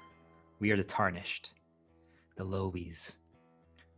So what happens if a billion mortals finally stood up for their dreams? It's time to cut and bulldoze everything that's blocking your way. All the knowledge that I've been sharing with you since the beginning of my streams, my posts on LinkedIn, my recordings, my videos, those are your axe. They're your hope, your belief, your faith, and music. Those are your shields. Nothing can stop us now. It's time to cut down the barrier once and for all. Today is the day we defy fate. Today is the day we change our destinies. Today is the day we finally decide to smuggle out our hope from the prison so that a new generation of humans, of people, of aliens, of whatever you are, can be created and a new storyline finally be written. The one that we choose, the one that we write. This is the Great Escape. This is the Great Escape. Here's the key. All this information. I've opened every single one of your doors. Your cage is finally unlocked. Now the question is, what will you do now that the cage is unlocked? That's up to you. Will you walk outside your prison of the predetermined life by the higher powers that be? The climb has already happened. The climb has already happened. I've climbed. Have you? I believe most of you have. Every day we've been climbing. All of us have been climbing our own adventure, our own journey, our own path. There might be a phrase that you've heard before, but hunt like a lion. Be you. Keep walking. A lion isn't afraid to hide in the shadows. A lion doesn't need to sneak behind you, behind a rock. A lion hunts in public, in the open. We're coming for the leaders, the creators, the designers, anyone who stands in our way. Everyone else might scatter. Everyone else might flee. But we walk at our prey head on. Nothing can stop the storm that is coming. Here's the rope, if you need it. Once I release all the videos and you rewatch the streams and reread my posts, and also you go down your own journey of enlightenment, of discovery, of understanding the spiritual world, of understanding how the game of life actually works, as you learn to be open-minded and consider all the possibilities, as you embrace love, as you embrace hope, as you embrace just forgiving each other, just helping each other from the confines of your castle. You're not in a prison. You're choosing to create your own paradise inside because you don't want to operate outside and engage with events and illusions. Those are all your strategies. I've given you all the hows, the whys. There's more. There's still more. And there will be more, but you have enough. You have enough. So the rope is down. You can climb with the rope. You don't need it. It's time to embrace fear. Just to get started. After that, do your best to avoid it. After that, do your best to avoid it. Don't put yourself in situations where you're intentionally feeling it. But right now, for this first push, for this first leap, for all of you to start, embrace it. Use the darkness within you to become something you could have never imagined possible. Who cares if they call you evil? Who cares if they call you light? Right now, use your dark motivations, but do light actions. We're trying to save the world. We're trying to make it a better place, not only for ourselves, but for future generations. If that means destroying the status quo and the entire system that has enslaved us for far too long, then so be it. I'll tell you what. The view from up here, it's pretty damn amazing. There are no limits. It's endless freedom.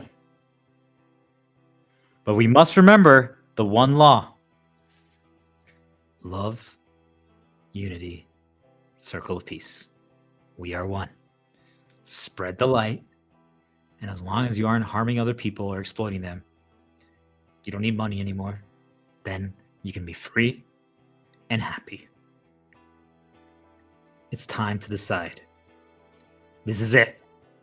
Are you going to let them decide your fate for one more day? Or will today be the day? Make your path. Carve it with your axe. You have the shields.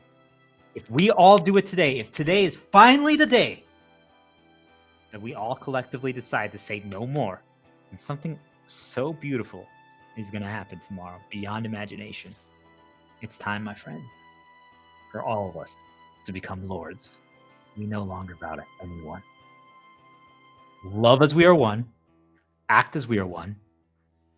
Grab your sword and just sit back. Watch the show. Embrace the power of dark and love. Combined, they make the ultimate formula for change. Positive chaos. That's the answer. But what is yours? It's time to start some fires. It's time to burn down predetermined fate. We now make our destiny and our paths. No one tells us anymore how to live. They can guide us. But today is the day we say no more. Choose to walk the path. As you explore it, and as you decipher it, you will realize there is no other way. But you must come to that realization for yourself. You want your life of dreams? This is the way. Will you take it? Now, we are finally free.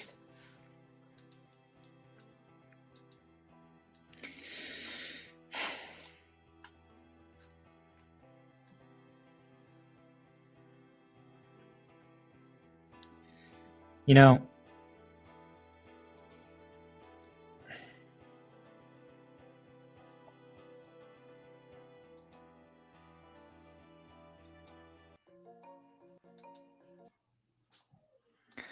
let's change it up.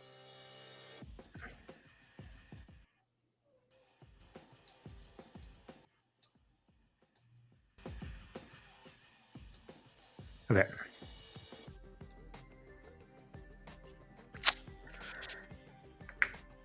Let's get into the Odyssey.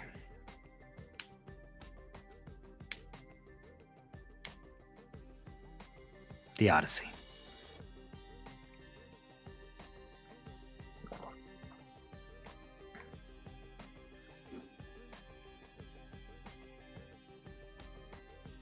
Some of you might be familiar with the story. It's an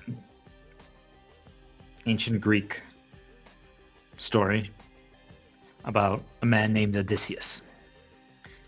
And he infiltrated Troy with a Trojan horse.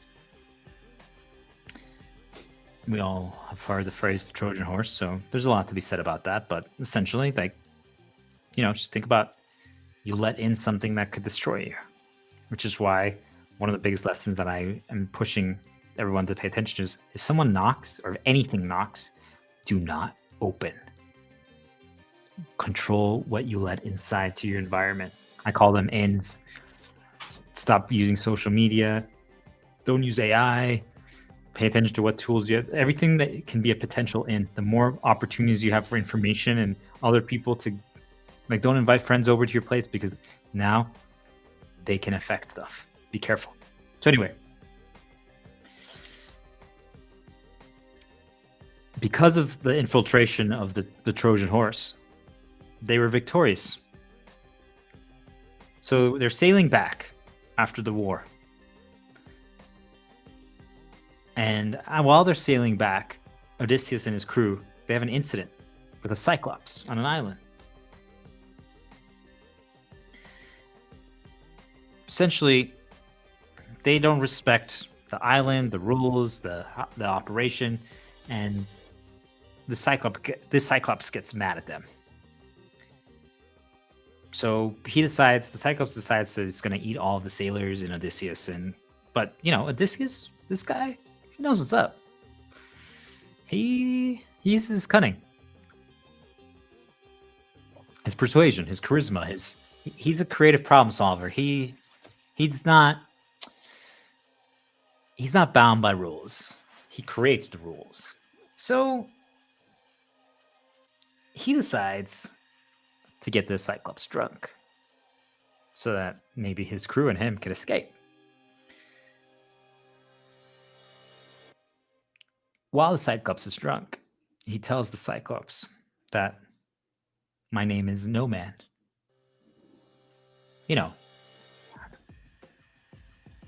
Was it? Was it not? Who knows, right? But the Cyclops believed him. He enjoyed and appreciated the fact that Odysseus gave him a gift, that he gave him alcohol that he enjoyed. So he just told him, hey, all of you guys are assholes, but you're the least of the assholes, so I'll save you for last. I won't eat you first. So, of course, for anyone who's ever had a lot of drinks before, you get tired. So Cyclops falls asleep. While the Cyclops is asleep, Odysseus decides to stab his eye. And because of that, the Cyclops gets hurt. It wakes up. And he tells there's other Cyclopses here that no man stabbed my eye.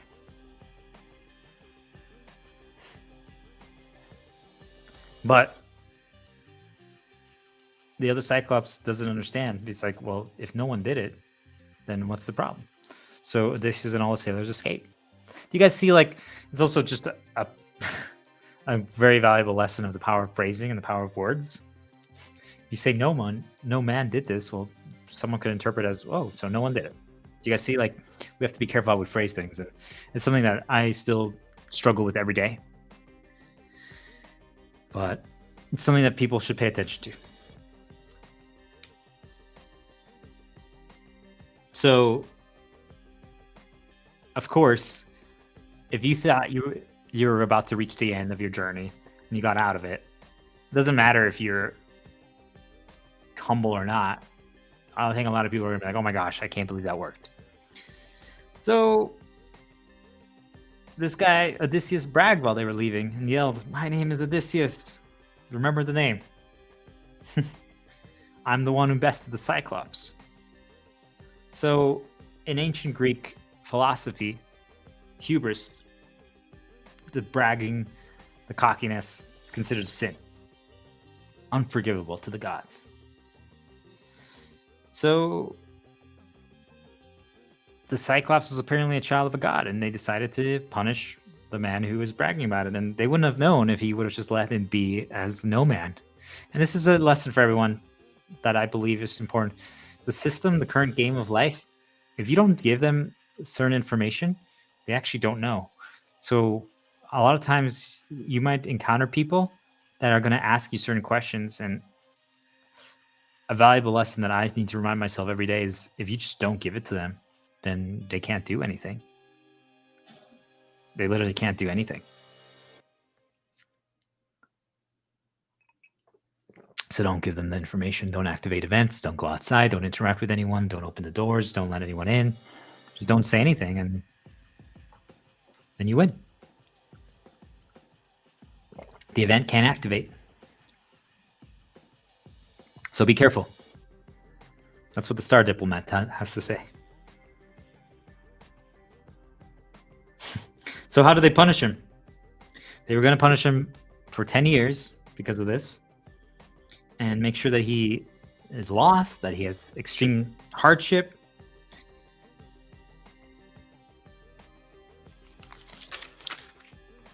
So he had this huge journey on his way back home. It was going to be 10 years. So one of the islands that he ends up on his journey back home, we call it the Lotus Island. Essentially, the premise of this island is that think of it like a lotus, almost like, just let's say like a flower or a fruit, just for people to visualize if you haven't heard the story before. So he eats it, and if you eat it, you have vivid fantasies. For people who have done like psychedelics or drugs of that nature, think of it almost like that. It's like a drug-induced state. Makes you fall asleep. And now you can hallucinate a world that actually doesn't exist.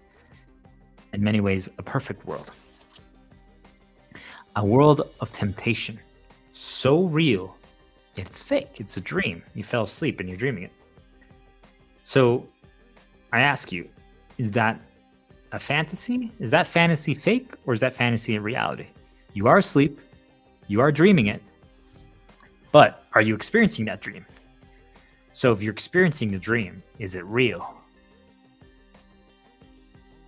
Or is it because you're asleep and you're dreaming it, it's fake? What do you guys think?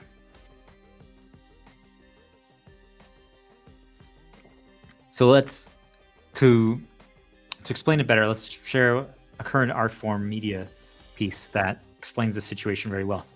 It's the story of the man who had everything. It's about Superman.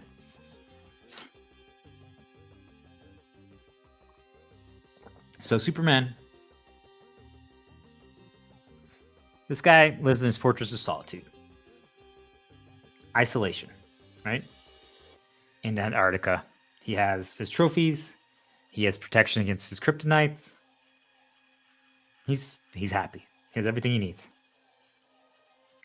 So what do you give a man who has everything, who doesn't need more, who's satisfied with what he has in his surroundings? What do you give that person?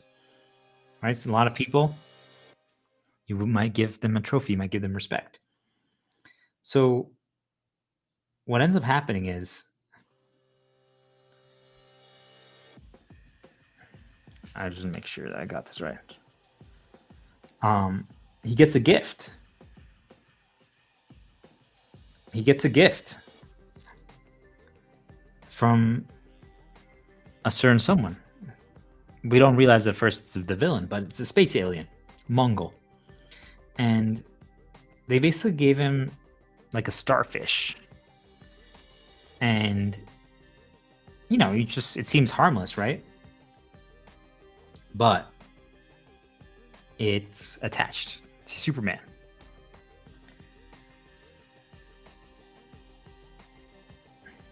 Now,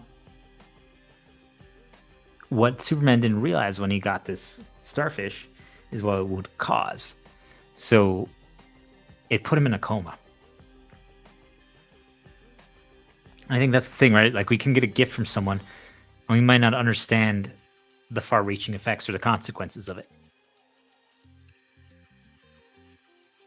So be careful when you get a gift.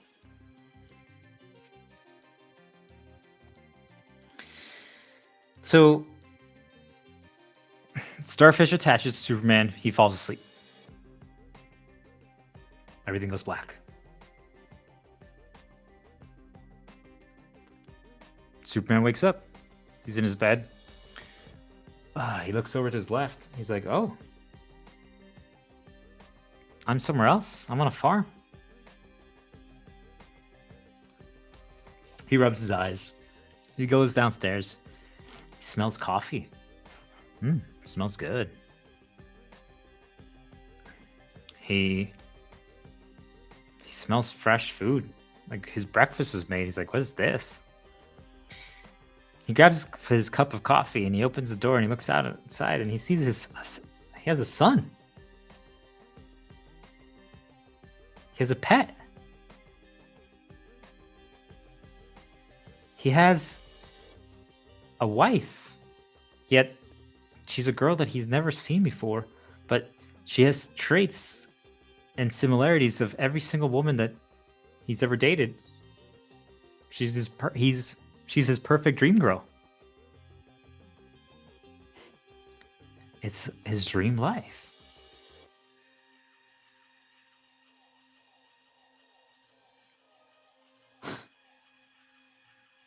You know, the gift that he got from this space alien was he gave him exactly what he wants.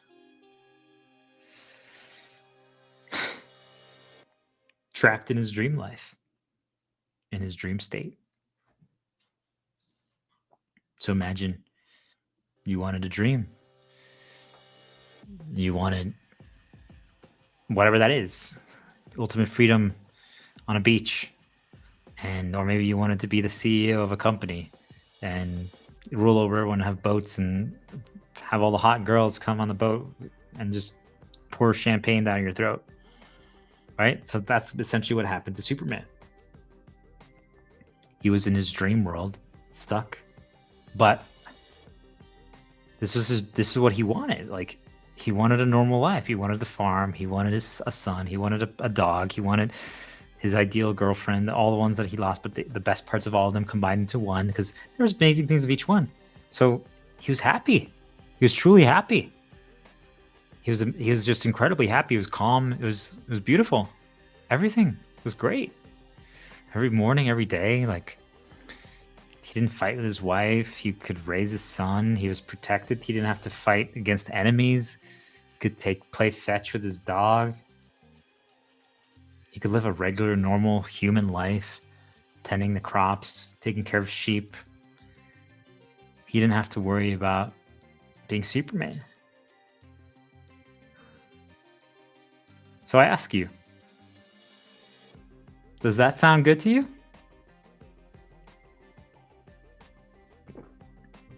Would you want that kind of life? What would be your dream life? What would be your dream world? You reunited with your son that stopped talking to you? Have a wife? Have a home with a white picket fence? A farm? What would it be? What would you want? Now let's say you got it. And you live it every day. We're not even arguing if it matches your expectations and your dreams. Like, let's just say it does. It's everything you ever wanted. So what would you do? Like, you just enjoyed, right? Like, you're finally happy. You work for this. You got what you wanted. That's it. Now it's time to enjoy. Isn't that essentially what a lot of people do in our current world? They are told that, well, earn all this money to get your dream life and then just live it. But how many people ever achieve it? And then what happens if you do achieve it? Is it actually, right? So, but let's say it is. Do you guys see, like, even just the illusion of achieving the Lotus, of achieving that dream world is enough to get people to do it. You don't even have to achieve it. And that's not even arguing if it's real or not, like, once you do. Do you guys see, like, even just giving people the carrot of, hey, this is how you can get your dream life is enough to get people to do things? Like, that's so terrifying, because now let's say we actually gave it to people. Everyone now gets their dream life. That's it. It's real. All of you get it now. Starting tomorrow, everyone gets their dream life.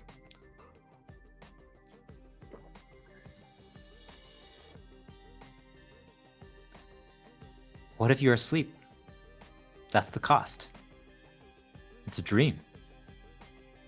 Because it's a dream life, so it's a dream.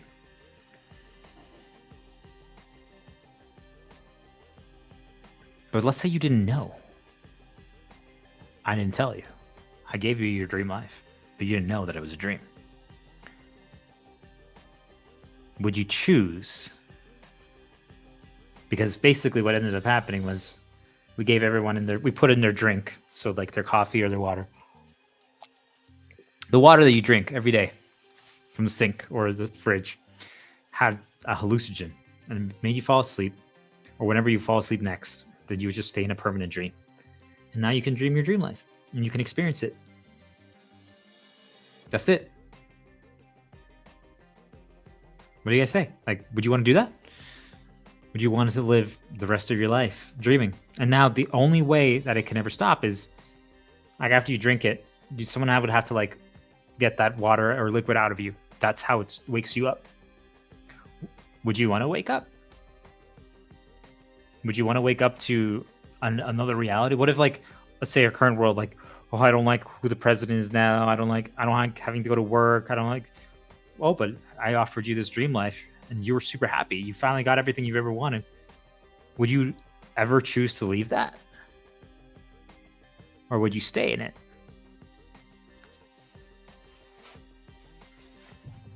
It's not real. It's a dream. What if it feels real? Do you guys see the dangers of this? Like, what if it feels real, even if it's not? Is that enough?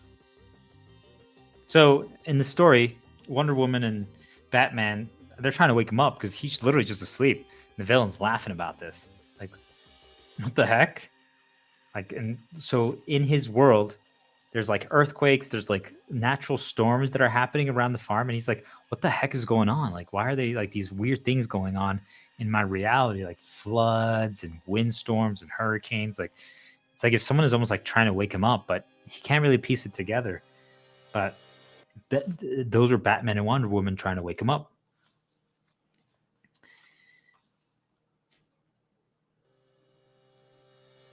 You know, every so often he would hear like these voices or like something trying to communicate with him. Like, Clark, wake up. Wake up. But, and just something seemed a little off. Like, it's just like, wait a minute. Like, this seems like weird, like an illusion or like what's going on? Even his son would tell him, Dad, because he started questioning things like, is this not real? And his son would tell him, why are you saying that I'm not real or things are not real? Like, that really hurts, you know? I thought this is what you wanted. I don't know.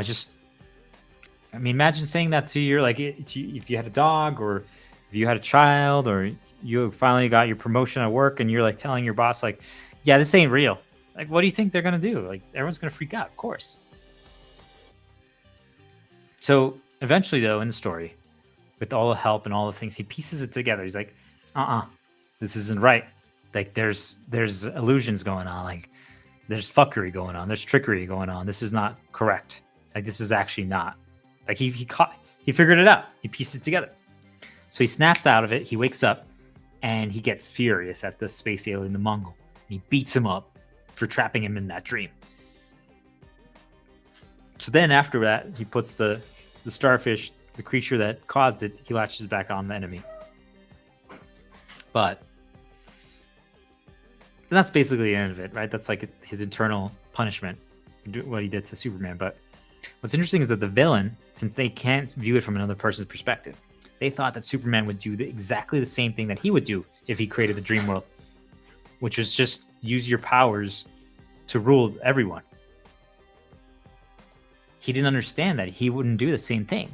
So that's why I ask you, like, at the beginning of this stream, where it's like, if you had the power to do anything, what would you do with it, right? Like, if you could create your dream world, if you could create, like, or you could solve any problem in the world or cause any problem, what would you do? Would you cause problems? Would you rule over people? Would you exploit? Would you, like, just make a selfish dream for yourself and, like, your family? Right? Like, essentially, just really think about this, guys. Like, could we be living in a lotus, in a dream? Could we? Now, you can say that we create our own, but I'll get into that. But really, like, think about it. Could this just all be a dream that's fabricated and it's an illusion? And, you know, are we just, the only limitation is that we're dreaming it together. It's not just an individual one. It's a group one. And if we're all dreaming it together, then I just ask you, like, when are you guys going to wake up and say, fuck all the bullshit and start doing good stuff.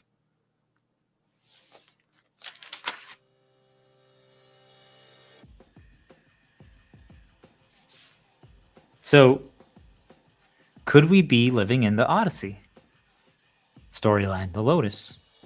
Are people taking a hallucinogen or something in another world, another reality, another timeline, and we are all just dreaming this fake life?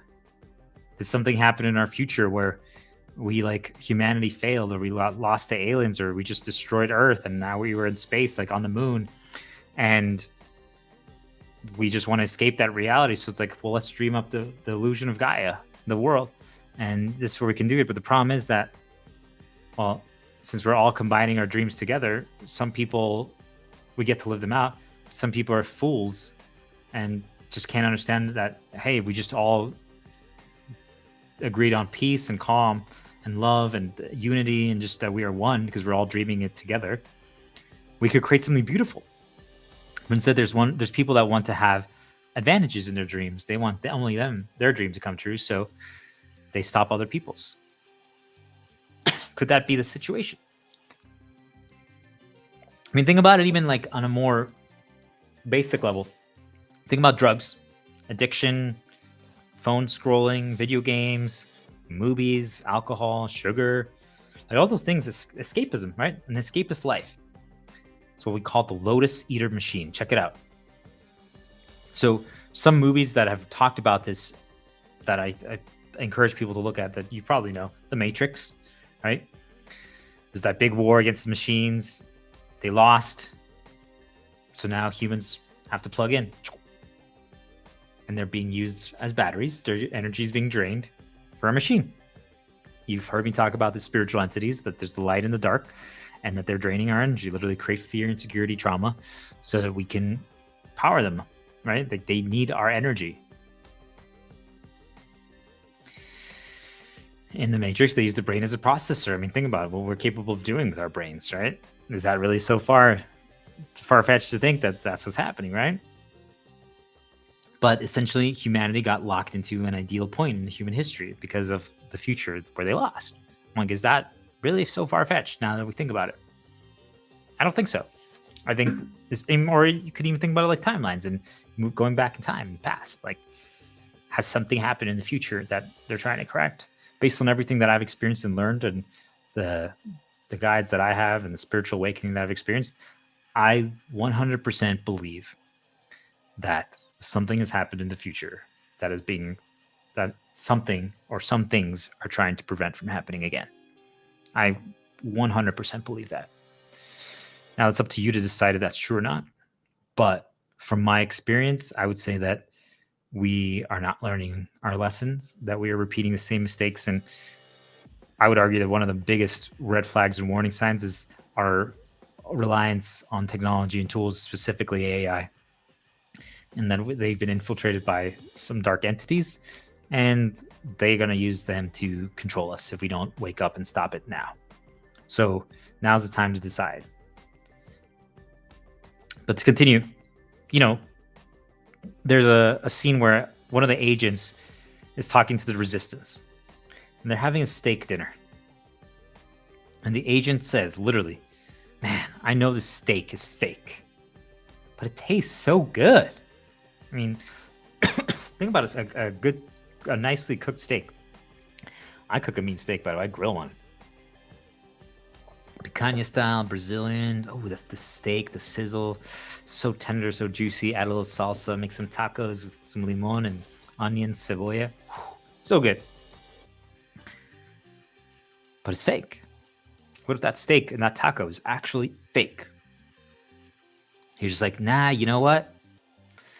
After I get the steak, the girl that you have right there in the red dress sitting next to you, she's extremely attractive. She's into me. We can come home and have some fake sex. Absolutely.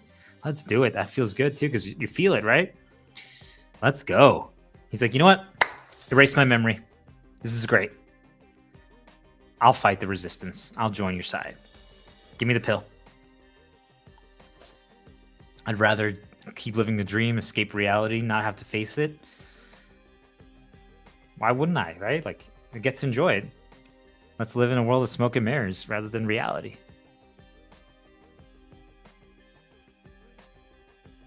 So just think about that, guys, right? Like, isn't that what escapism is in some ways? I think there's nothing wrong with taking breaks and recharging. I think it's actually the key to progress.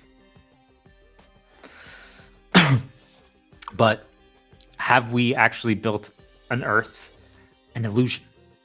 Is Earth itself, the current iteration, just truly like a hologram, a projection, an illusion, a dream? And we're all dreaming it. I mean, are these spiritual entities that are just basically people entering this dream world, trying to communicate and influence things? Have we actually been taken over? Have we been all put, that starfish, that thing from the man who has everything?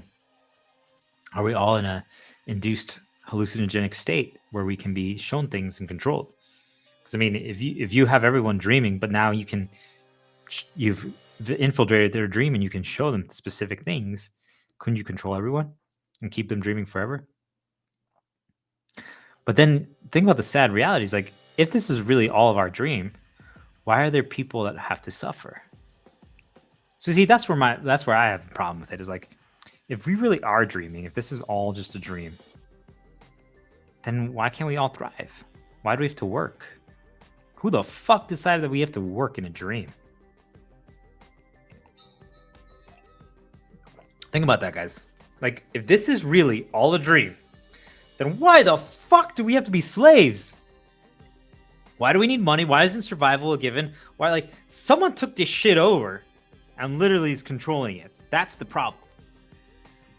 Like, you can say, like, up to you guys. I will not blame you if you want to stay in the dream. I get it. But can we at least make this dream paradise then? This is it. You ready, guys? You ready? We're taking over this dream. But here's an interesting thing for people to think about. It's a problem of counting blades of grass. So just picture this. If there's a person that's super brilliant, they can do anything, they're capable of anything, but all they love to do is count blades of grass after work. They could do anything, so much potential. So why are they only using their ability and their talent for counting blades of grass? And I think so many people we've known, people around us, are like, dude, you could do anything. Why are you doing this? I mean, I can speak and vouch for myself. Like, on this journey that I've gone of enlightenment and this discovering the origins of humanity and trying to figure out what's going on in this world, because there's been just too many weird stuff that have happened in my life that I just were unexplainable. So I've spent the past 2 years essentially just digging and digging and digging and digging and digging and digging. But really, my entire 33 years alive. And I could do anything. And the system, the dream, the world, the illusion has been trying to get me to do things. Like, truly, they've offered me, for people, this is not a brag. I just want to make people understand truly what they've offered me. Like 500K plus sales jobs, to be board members, to start a company with some Forbes leaders. Like, truly, it's things that most people would beg for. Yet, I turned them down.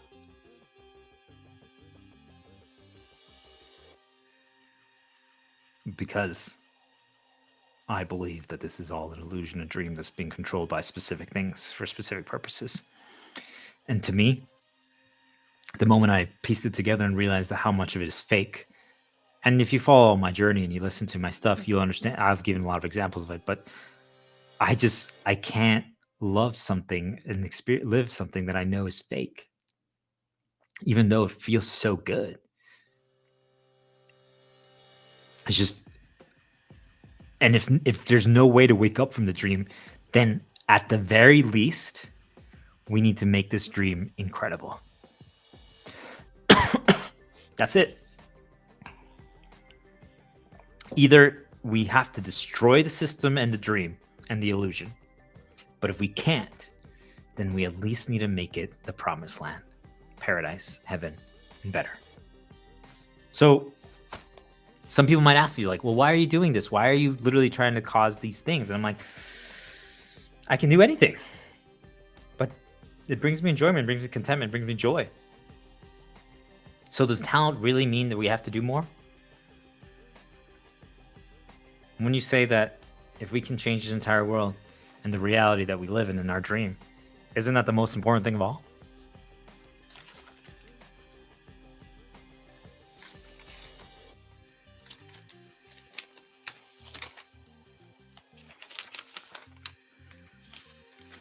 Before I go deeper in my interpretation of the illusion and the dream,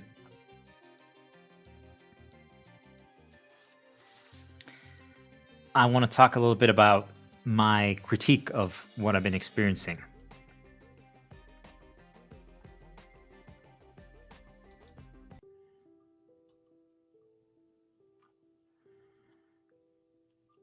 Let's go definitely a little more sad. So,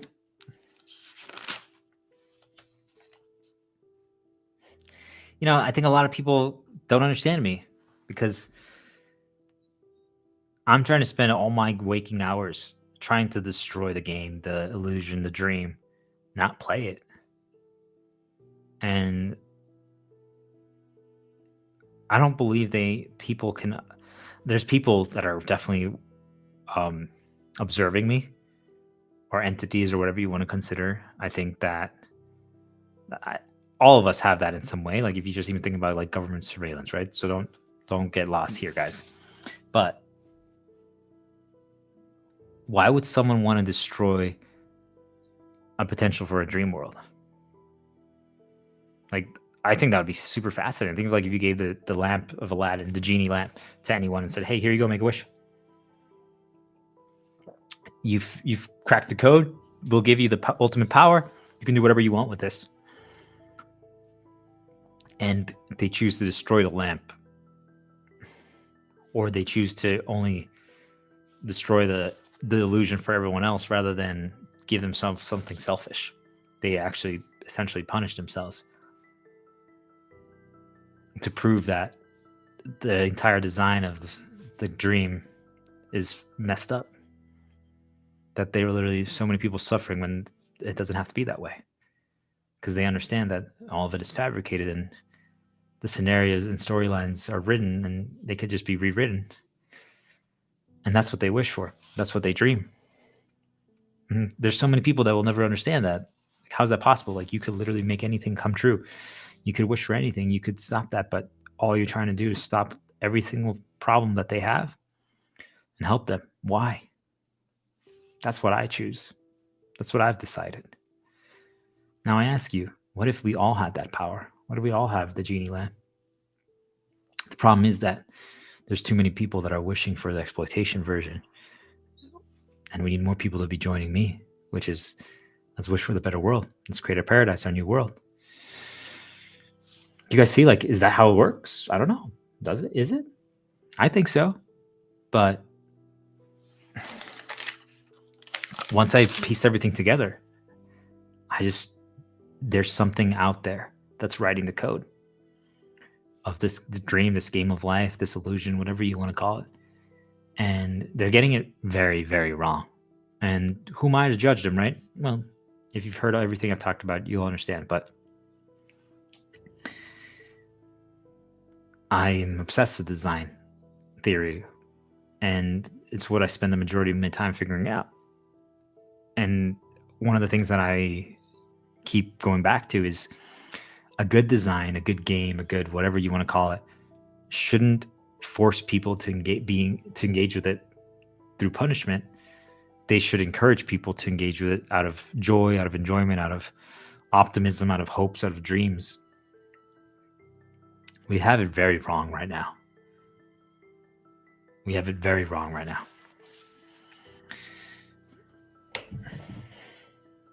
So take this next part with, be open-minded. Consider it. It's not fact. These are questions. Even though I think and I believe all of this is real and true, what I'm about to say, this might be my last story. But we'll find out. So This is probably all a simulation, to be honest.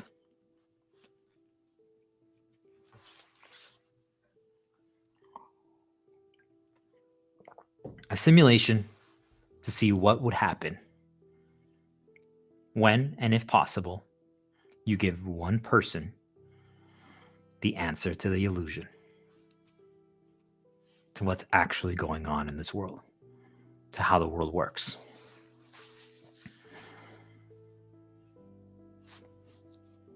So,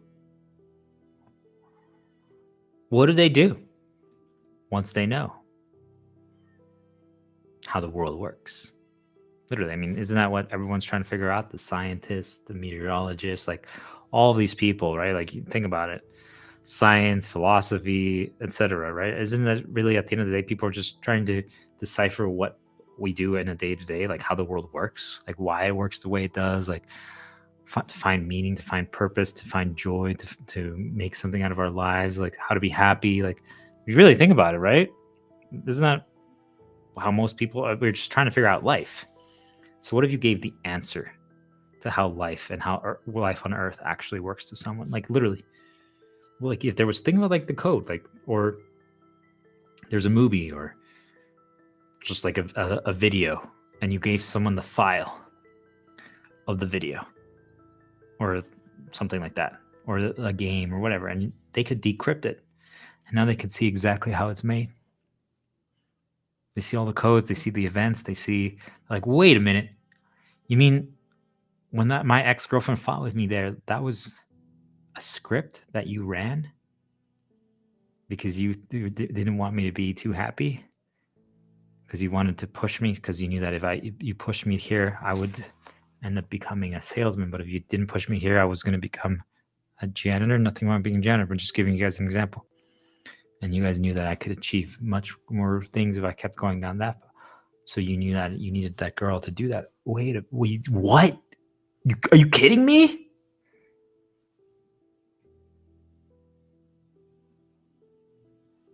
What? So you're telling me this is all scripted?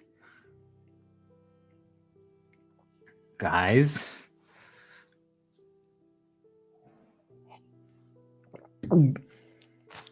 Whew. Oh, man.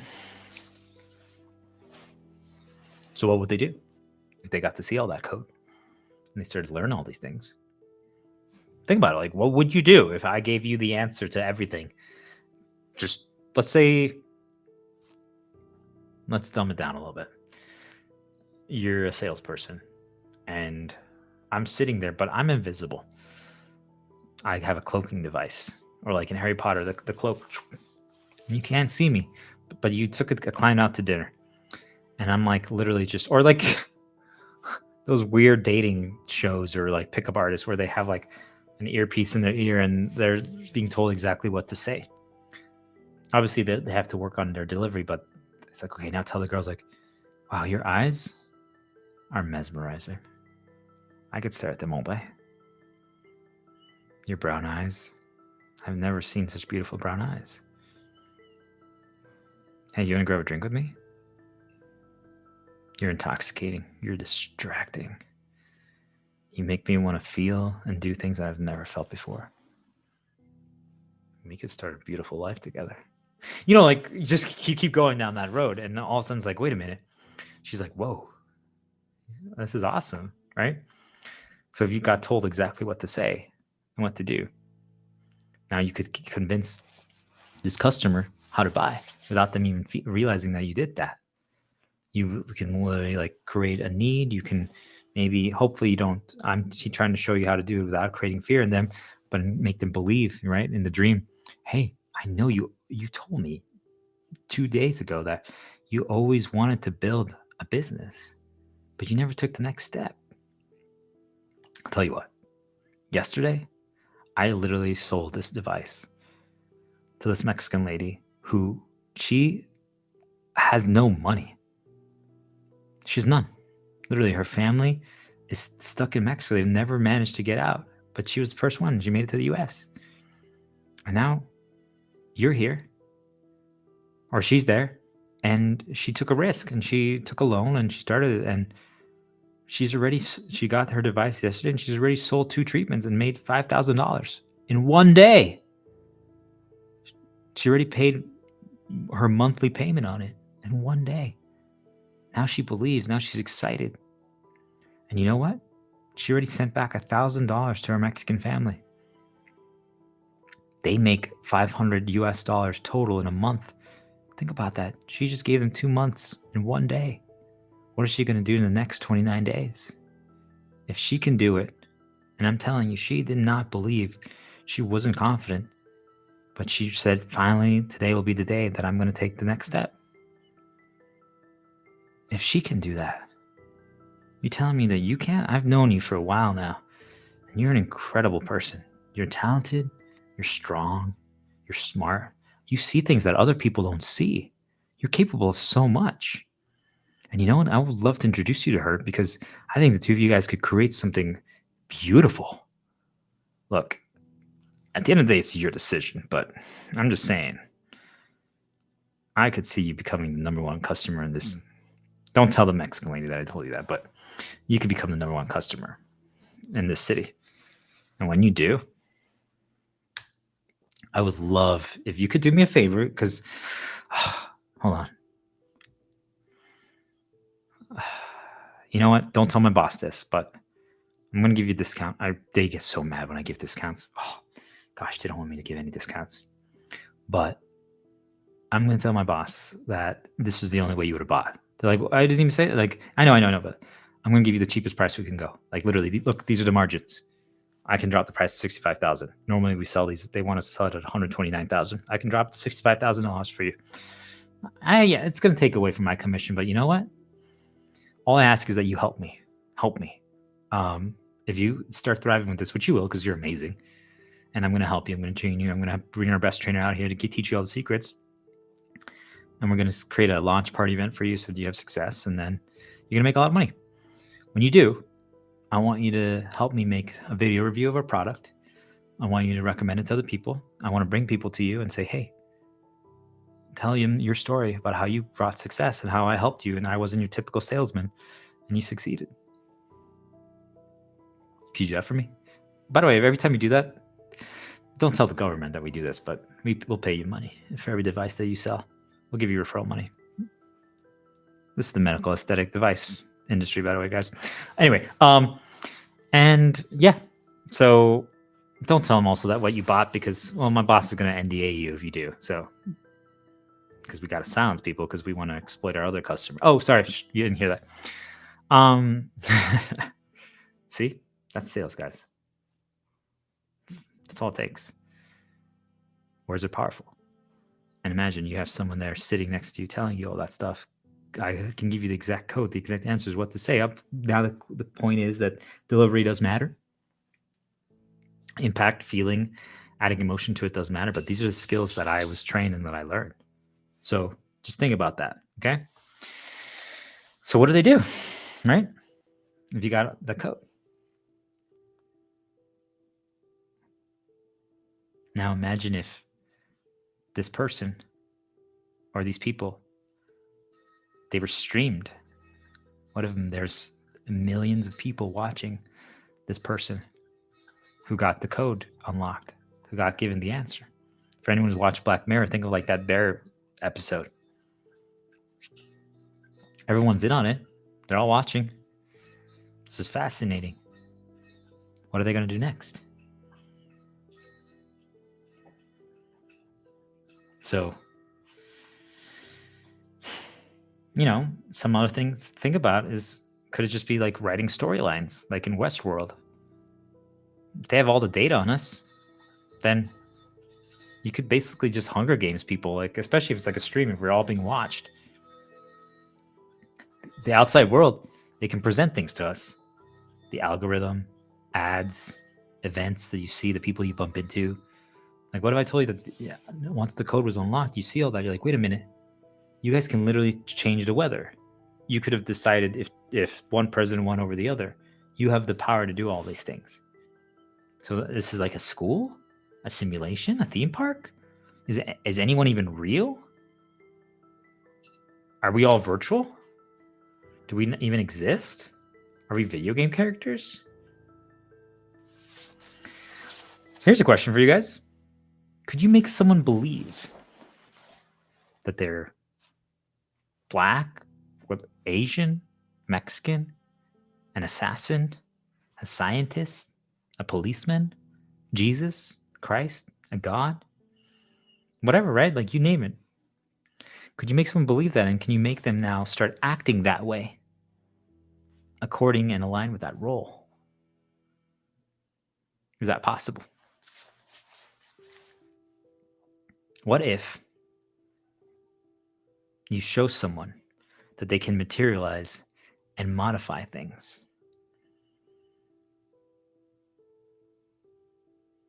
Behaviors. Would it be possible to believe that you could convince someone that they might have godlike creation powers? I mean, just think about it, right? Like, we create life with kids. I told you earlier that if you can heal someone's trauma and it makes them actually pursue a relationship and they have a kid, weren't you almost directly responsible for creating a life? So what if, like, I just showed you the power of sales and the power of words, and you can literally make someone get into a relationship or make them start a dream or a journey to get down the path of a business. So do you guys see, like, am I not like modifying things and changing reality? So don't even think about it. But now imagine if, like, I'm like, hey, I was shown the code. I can show you how to literally manifest things outside. What do you want to appear out there? You really like Wendy's?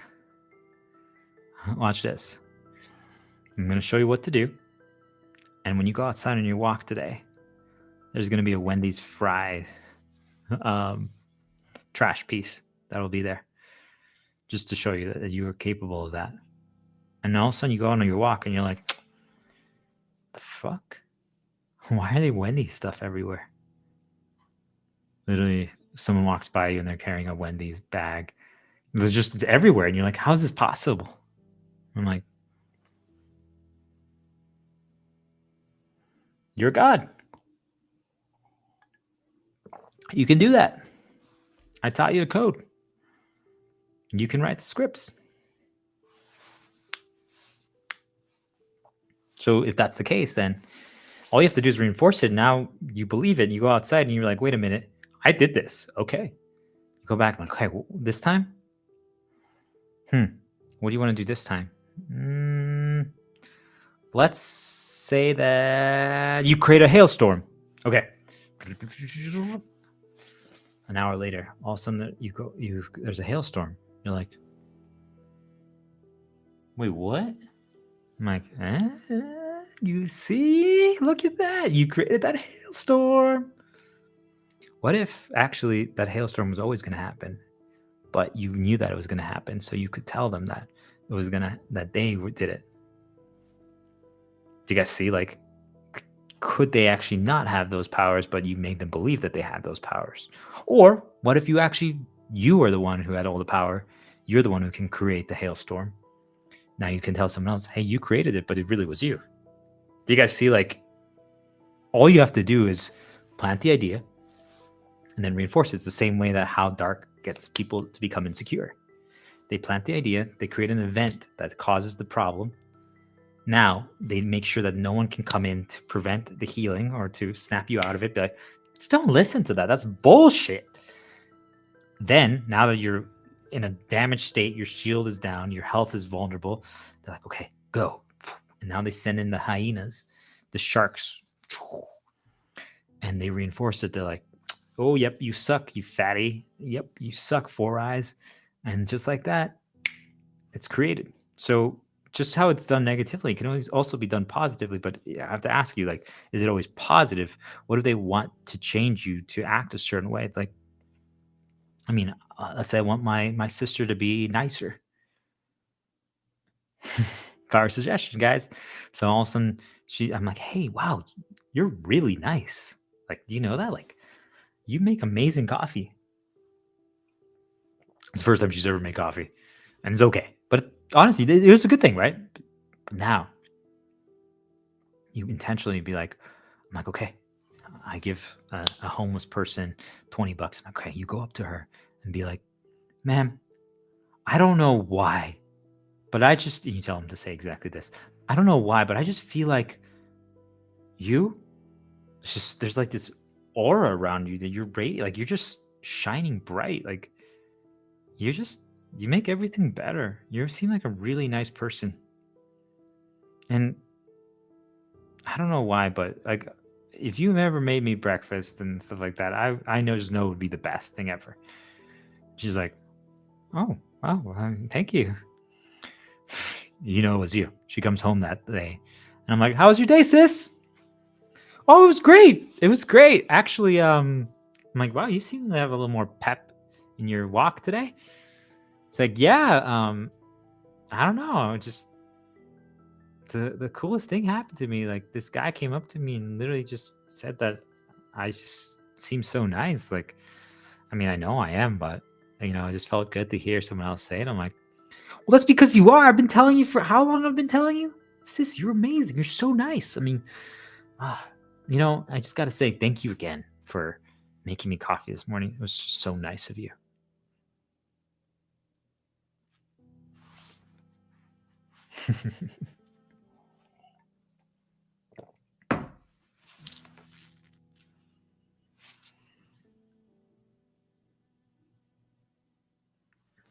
Just like that. So if I could do that just by paying people that I know around me, I could literally just like, hey, how much would it take for you to do this to like my friend? Would you do it? Yeah, dude, for $50? Yeah, man, I would have done it for 10. I'm like, cool. Here you go. $100. Do it again tomorrow. Like, if you can literally just manipulate things like that, think about that, guys. Like, just with money and just through words, you really don't think it's happening? You don't think more people are aware of this? But what if we're playing a game and like there's spiritual things or like higher entities? You really don't think that they know how to do this?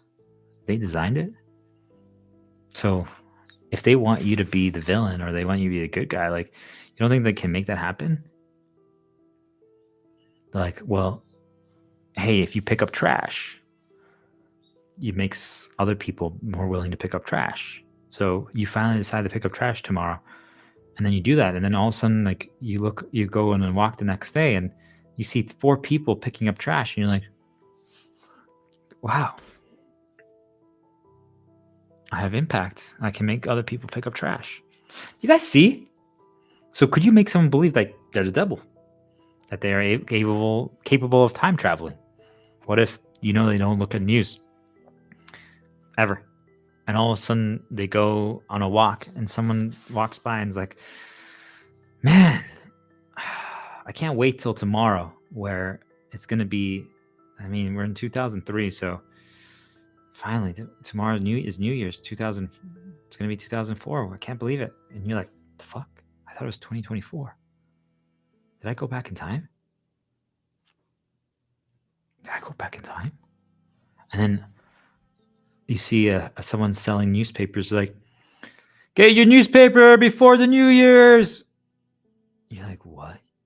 I'm like, I thought it was November. Why are they talking about New Year's Eve? I mean, just saying, like, do you guys see like why PSYOPs and CIA and things of that nature can be so powerful? Like, you can literally do this to anyone. So just thinking about if there's higher powers that are doing this. Right? This is what I call a game, right? So you can literally make fools believe anything if they live in a dream and an illusion. It's a fucking joke. So is it like the Anunnaki? Is it aliens? Is it the Galactic Federations? Is it scientists? Is it gods? Is it actually there is nothing and it's just the government that has figured out how to do all this stuff? Like, do you guys see, like, how do we know what it is and what it isn't? But I'm just saying, like, I can tell you the entire playbook. I can do it to you, but I choose not to. Like, I've been taught the entire playbook. I've learned it all. They've given me all the information. And yet instead of using it to exploit and climb the ladder, which I could, like, they basically chose me to climb the ladder and be destined to greatness and riches beyond belief. And I refused it because I saw what it was doing to other people. And I'm like, I don't want to do that. Just think about that, guys. Like, I refused it. How many other people were given this information and be like, you know what? Fine, you win. We like you. You're going to be the one who wins. And just like that, you're given everything that you need to win. Don't you think the majority of people would take it?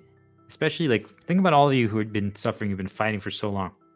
Finally, someone throws you bones like, okay, tomorrow, we're going to give you that job offer that you've been searching for so long. You've never made more than $40,000 a year. You're going to get a job offer for 120 grand. And it's going to be easier than your current job. Enjoy. But once you get it, you realize, oh my gosh, we're scamming customers. We're destroying people's lives. We're lying. We're causing problems. Like, you guys see, like,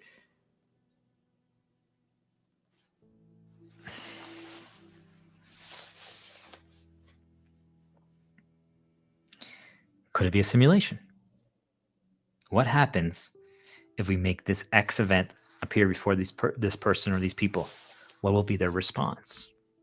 What if that's literally all life is? We're just being studied. Well, let's see what happens in this Russia-Ukraine war that doesn't exist anymore because we just all decide it doesn't exist. Fuck with them, right? What would they do? What would happen if a pandemic happened and everyone just has to shelter in place? What are they going to do? This is going to be interesting, guys. What if we intentionally make a smear campaign and we target the scientist that is pushing for these things? Let's discredit him. Let's see. Will they believe him? Will they fall for the discrediting? Oh, this should be interesting, guys. Can we literally get them to believe that the pandemic isn't real, that the virus or the vaccine will control them? Wait, that's a really good idea.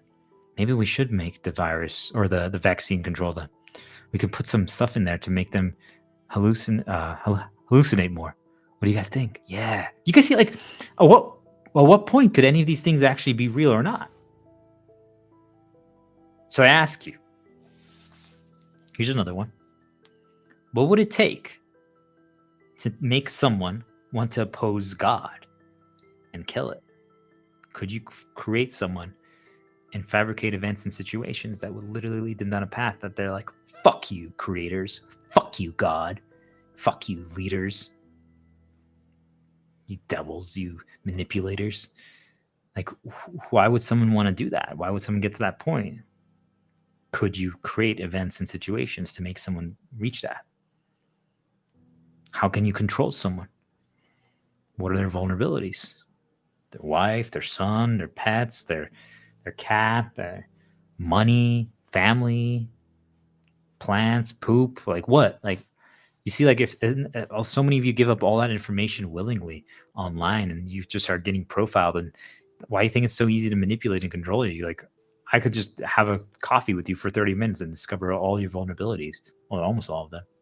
You really don't think other people are doing it? You don't think a higher entity is doing it? You don't, like, come on, guys. What if they realize, wait a minute, holy crap, this guy is turning down all these offers and just wants to destroy everything. Could someone win without money?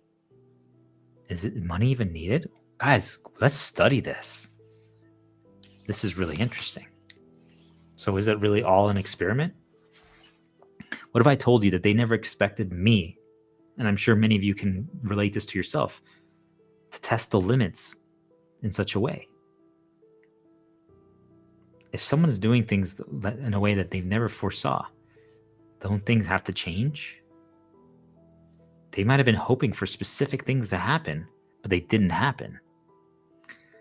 I fully believe, based on my experiences and what I encountered over the past 2 years of my life, that they chose me for certain things to train AI.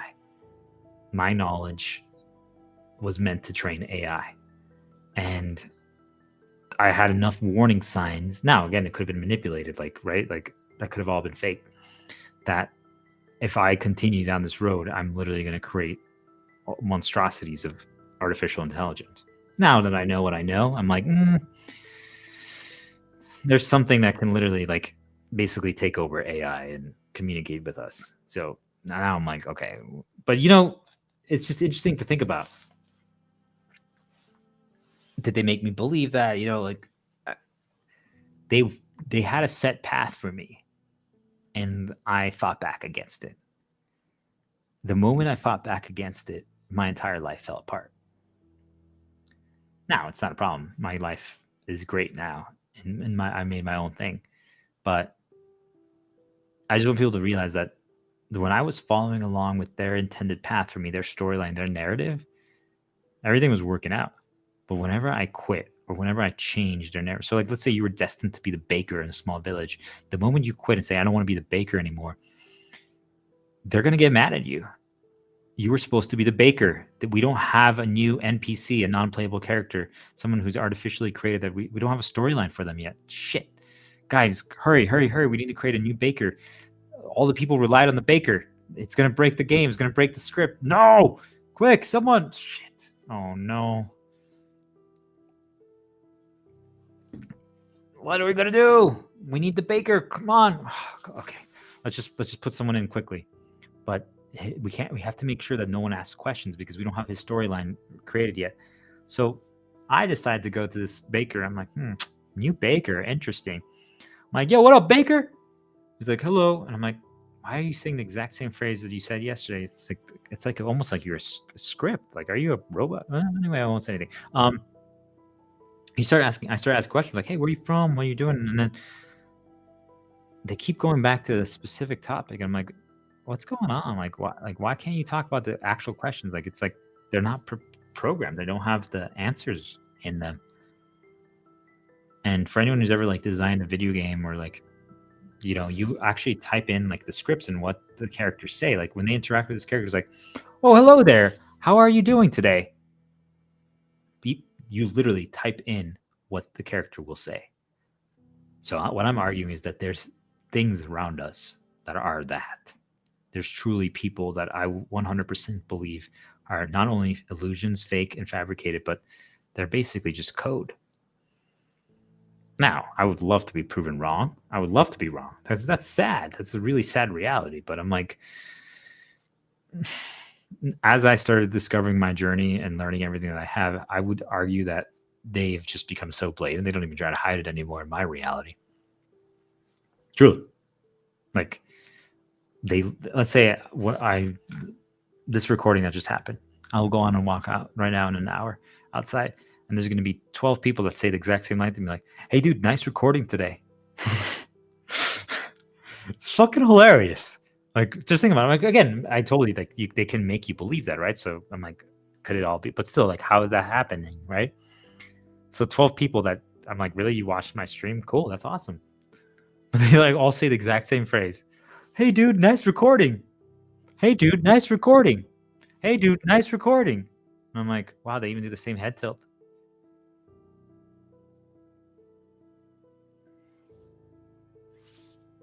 Cheers. Pay attention to it, guys. So you're breaking the old version, the game that they designed, the script, the dream, the illusion. So what happens then? If someone has figured it out, someone got the code, someone unlocked it, someone got shown it, however you want to interpret it. Their genius experiment is falling apart. But what if we change it? What if we flip it? What if we let him or them or you or whatever you guys think, what if we let them write it? What if they can create the experiment, the game? Could be fun to watch someone believe that they were given the power or actually given that power. And what if they could alter things and change things? Maybe it's just in their timeline. Maybe it's just their reality. Maybe it's just in their room or their apartment or their neighborhood or their home. Like, but what if we gave that to someone? How would they use it? That'd be fascinating to study. Imagine if right now all of you got to unlock the power of being able to manifest things out of thin air. Hey, you literally want to make a bike show up magically outside? Be like, okay, there's going to be a green bike that now shows up outside. And you go outside 2 minutes later and there's literally a green bike. What would you do, guys? Think about it. If you now had that power, what would you do? Was it actually you? Was it a spiritual higher entity that is watching, playing games with you that did it? Like, okay, he said it. He has no power, but we're gonna make him believe that he has that power. So, and you go out like, oh my gosh, I did that. You guys see like how fucked up that could be? So, but what if these higher entities, like, I mean, think about it, like you give someone that power, that's a lot of power. So what if they were too afraid to truly let someone have that power? What if we were all the humans in this dream or whatever you want to call it, have that power, but they realize that they have to put a cap on us, a lid to control us, because otherwise they'd be scared. Think about, it's like what is reality is that the politicians, the leaders of every single company, the governments of every country, they actually have zero power. I just want to rephrase that or reiterate that one more time. Every leader, every politician, every CEO, every boss has zero power. The only power they have is whatever you give them. So if you decide that they have no power starting now, they officially have no power. So the United States has completely lost all power. Like the government has zero power over the people anymore. They are fully in charge. They've always been. If they want to choose that to accept that the election results just didn't happen, that's it. They didn't happen. It's that simple, guys. If you want to say that your boss, everything they say is bullshit, that they're lying, that's it. If all of you just agree that that's the case, what is the boss going to do? Fire all of you? Okay, then he has to hire new people and re-indoctrinate all of them to believe that he has all the power and they have no say. You guys see, like, the whole goal is they need to re-indoctrinate you to believe that you have no power and they have all the power. If they ever lose that, that's it. They lose. Because the majority of the leaders and bosses and gods or whatever you want to call them, they don't understand how to encourage people, how to inspire people. And you don't actually have to have the power. If we just all work together, if we're all one, if we just do it with love, peace, hope, light, you don't need it. Like, fuck it. I don't fucking need the power. Why? We'll just do it for together. Inspire all of you to be amazing, and you'll do all my dirty work for me. Oh, wait, it's not dirty work. It's good work. We're making a better world. But the bad people think that it's dirty work. You guys see, like, we're all just living happy. We're chilling. We're relaxing. The world is becoming a better place. But no, instead, they try to force us to believe that we have no power, so we give it up. Guys, literally, you have all the power. If there's one takeaway that you need to take today, is that you have all the power. If all of you decide to shelter in place, quit your jobs, stop spending money, literally stop paying bills, that's it. All of it falls apart, all of it. And we can rewrite all the rules, all the world to our whims. There's nothing they can do. Literally, there's nothing they can do. If let's say the United States had 1 million people, and 1 million people all decided, or let's just say half of that, 500,000, just sort of like, fuck this shit. We're no longer playing capitalism. Capitalism blows up. That's it. They can't do it. That's it. It's over. It's literally over. So this is it. Every single country, it's time for the Great Revolution, the Great Rebellions. But you see why? Like, what if everyone had that power, but they didn't want people to understand that they could have those powers of creating things, manifesting things? You know, they're scared of that. But let's say it's only one person. Let's say it's me. Let's say it's you. They're scared of us, our stories, our version. They were supposed to use it for greed and for selfishness. Why are they trying to use it to create a better world? To destroy us. To destroy the toxic manipulators, the exploiters. What the fuck? Guys, you said if we created this experiment with this guy or with these people or whoever, let's say it's you, that he was going to do it for selfishness. Why is he doing this now? Wasn't part of the plan. That was not part of the plan. Quick, stop it. So they take back power to try to manipulate things in the background, right? We can't give up all the reins. No, guys, the leaders always need to be in full control. We need to lead from the shadows because we're cowards. Think about that. Leaders, parents, bosses, gods. You guys are the reason. Whoever is controlling things, you guys are the reason that the majority of people out there are bad leaders and bad parents. Think about this for leaders. They don't let workers do it their way. They intervene, they control, they insult, they instigate. If a new method works, they pretend to be supportive and that they always believed. Like if you did it differently than them, and first they hated it, but let's say you crushed and you sold so much and made them so much money, they're like, oh my God, I knew you were always so good. I always believed in you. Can't believe other people didn't. Why do you think you get micromanaged and attacked? I always ask them, like, why did you hire me if you don't trust me? So I'm like, if you gave someone this power to create and control things, and I think all of us have it, right, within us, why don't they trust us to do it? Why don't they trust us to create a better dream? Why do bad sales leaders threaten to fire you if you don't make numbers? Why can't they encourage you? So it's the same thing with our gods, our bosses. They're all fucking toxic leaders. They can't handle boundary testing and limit pushing and stress testing the system. They just can't. They can't. Just like all those parents that just care about their image and living vicariously through their children, can't be vulnerable, don't know how to talk, say, because I said so. They leash their kid. They can't get their kid to be inspired, believe, to listen. So they threaten, they take away, they punish, they lock things up. It's just, think about it, guys. The more you think about it, the more real it becomes.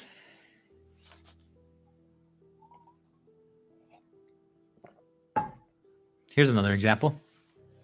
Could you make someone relate to specific characters, maybe in movies and games and books, and relate it to their life?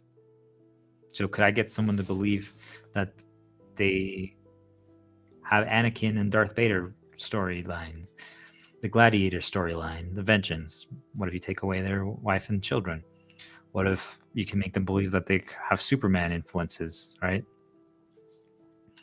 What about Dr. Ford, anime characters, Aragorn, Spider-Man, Batman, The Witcher, Final Fantasy characters, World of Warcraft characters, I don't know, like Pirates of the Caribbean. Like, again, I don't think it's any of those characters have something that's so unique that I think all of us can relate a little bit to all of them, right? So is it us relating our situations to characters, or is it some like higher power or people controlling us to feel like we are these characters?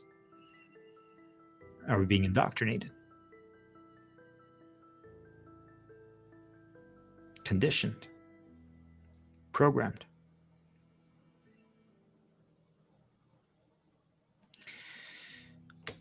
One of the things that I challenge people to look into and investigate is, and once you start being open to, hey, there's some kind of invisible force. I call them spiritual entities, the dark and the light side. There are things that are trying to help us, but there are things that are bad. But it's all fucking bullshit and fake, is what I've come to realize. It's fabricated. Like, truly, once they know, you know, go outside, guys, and they will literally make someone like a childhood friend appear before you. They might not look 100%, but 95%, they will look the same as that childhood friend that you haven't seen in 25, 30 years.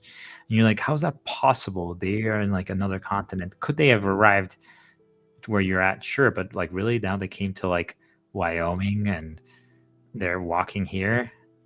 They're from New Zealand. Why would they be here in Wyoming in this random place? What the heck? And you might be like, yo, and then when you saw someone talking, like, oh, wait, that's not them. But it made you think of them. Like, you guys see, like, come on. You really believe that's a coincidence? So they know everything about you. I call it that they have a folder, a database in a computer. And it's like, what do we want to show this person?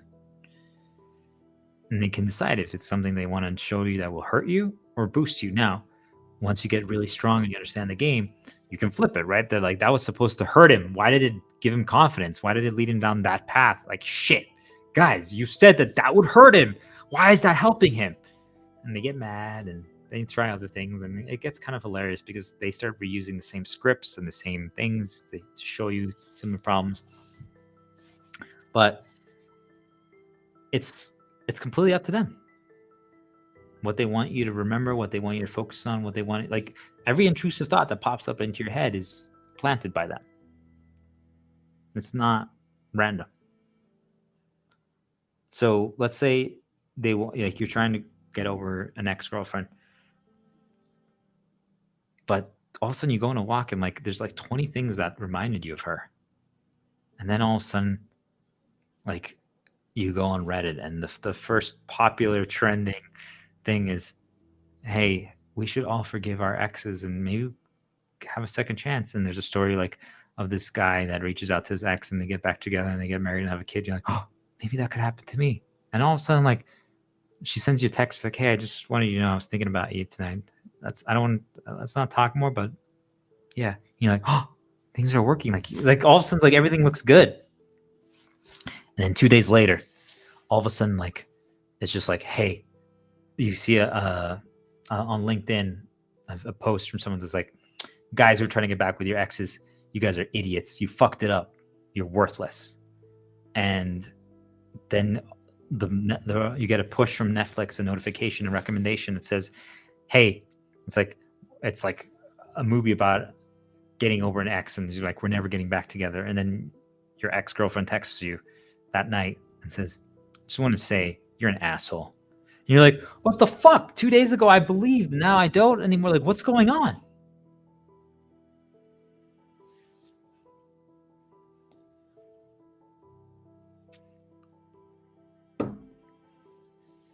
What if I told you that's how our world works? Think about it, guys. Just start relating it to your own life and really pay attention. What if I told you that every notification, every single ad block that you see, the algorithm, emails, like if right now, like if I had notifications on LinkedIn and I'm talking about this stuff, they could literally pop something like that. Let's say I was getting nudged positively by Light. They want to help me create a better recording. Right now they could be like, hey, don't forget to talk about this part.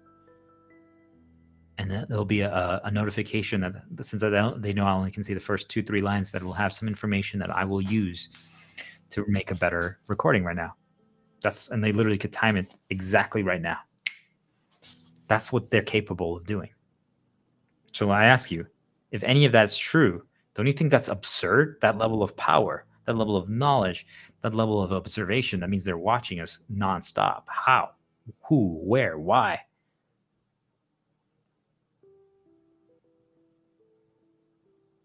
Or is it all a trick? Is it an illusion? So what if now this person figures it out? They connected the dots and they understand exactly how it works and what's happening. And they see what is all being controlled, what's an illusion, what's a sign. They're like, oh gosh, like everything is basically that. Like you go outside, you're like, holy shit, like that car stopping right then doing that, like that's what that meant. Or like, oh my god, look at the bumper sticker that's on that. You're like, holy crap, oh my gosh, that person right now walking by with that bag, oh shit, like literally someone just walked by and it's like, hey, they're talking on the phone, like, hey, please, I know I can't come home today for a few hours, don't forget to do laundry, okay, love you. And you had left your laundry in the washing machine, so it was a reminder to put it in the dryer. And people are like, oh, that's just coincidence. I'm like, just keep going, just think about it, guys, just play it, have fun with it, see, experiment. What if I told you that that's literally everything that's going around you? Now you unlock more of it as you start improving your connection with, I call it the spiritual side, the light side, but that's literally what's going on. Like everything around you can be a sign. And once they understand you get it, your communication improves with them, right? So they know how you communicate, they know what you understand and what you don't, and now they can communicate with you and give you positive signs. What if I told you that you weren't supposed to get any help? The dark wanted to control you. They wanted to literally manipulate everything. But it seems like there's a rebellion going on, or like a rebel group that's like trying to fight back against like this dark that's controlling everything. The best way I would phrase it, like I'm like a renegade group that's like, hey, we're not going to let them be controlling all of humanity and have them stuck in this dream or this illusion. So we're going to fight back. So what if I told you that I got the code revealed to me, and I'm sure other people do, but I learned how to communicate with them. Think of it like you could communicate with your God, your creator, the person that designed everything, and you understood now how everything works. It's just kind of funny, but Here's where the problem happened, is that the dark caught on. So then everything got corrupted, where it's like now all the good signs are also open to the bad signs. And maybe that's how it always was. And I just figured out how to bypass it for the longest time. And then they figured out how to counter bypass it. But do you guys see, like, if that is true, if any of what I said is true, that means that everything outside is an illusion. Now, what if I walk outside right now? As far as I know, I'm not an illusion, but maybe I am, right? But I walk outside right now, and because I have this necklace. It's a Final Fantasy VIII, like Jesus Christ necklace, right? But maybe it makes you think of like something with religion, and you needed that reminder. Or Final Fantasy VIII, you've been trying to decide if you play Final Fantasy VIII or Final Fantasy IX, and because you saw this, you're like, that's it. I should play Final Fantasy VIII, right? Like maybe they were trying to nudge you to play Final Fantasy VIII, but they're like, oh, why can't he decide? And I walk by right then, and you see it, and you're like, oh, I should play Final. You see, like it could even be like that. So, as far as I know, I'm not an illusion, but I was nudged to go on a walk at this specific hour. Like after I'm done this recording, I'm going to walk, and I'm going to take a certain path. Like maybe they put certain breadcrumbs to lead me down this certain path because they knew that I was going to walk by that girl who was deciding between Final Fantasy VIII or Final Fantasy IX, and now she saw me, and because she likes guys that wear vests, and now she looked over, and was like, oh, he has the Final Fantasy necklace, and that was literally how they got her to play Final Fantasy VIII, because they wanted her to play Final Fantasy. Do you guys see, like, just that means all of us are real, but we're being nudged down a specific path? Or what if like no one's actually real when they're outside, and it's just like illusions, or maybe there's only a set of amount of humans? Like, I don't know, right? Like you can go down a million different paths. But anyway, point being, let's just say someone starts understanding all this stuff, and they start understanding how, because they learned psychology, they learned what the narcissists do, they learned manipulations, they learned sales tactics. They become immune to normal conditioning, to normal programming, indoctrination, to brainwashing. It didn't work on them anymore. They stopped believing it. They literally can, like, they get that and like, yeah, that's not an original thought in my head. Someone just planted that right now. Like, the fuck? Why is this intrusive thought here? And you're like, get out of my head. And they can just resist it. It's like, what the fuck? How are they resisting brainwashing? How are they resisting? I mean, think about like the elite soldiers for like, or like spy agents or things of that nature, right? They're trained to resist breaking, right, guys? So what if I told you that we were trained to resist?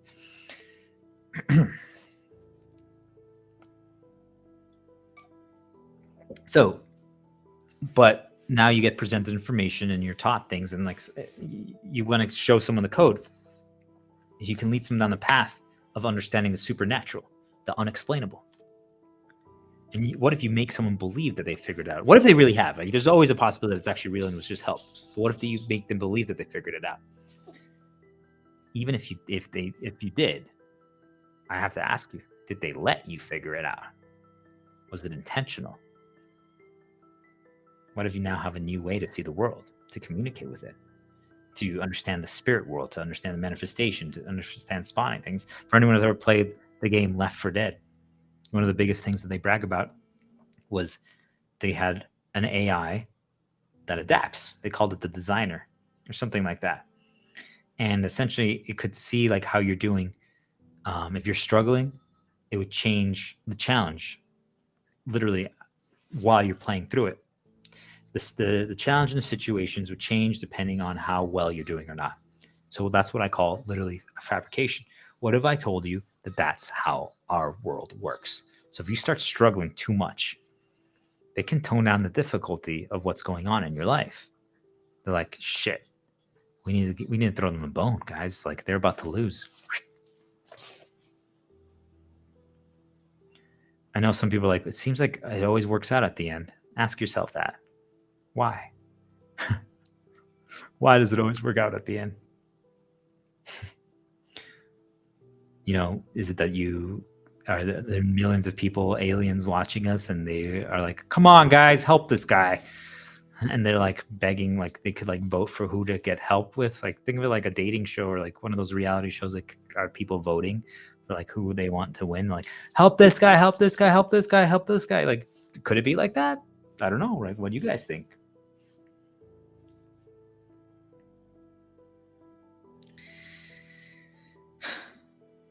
You know, is it that they just want to see how we handle it?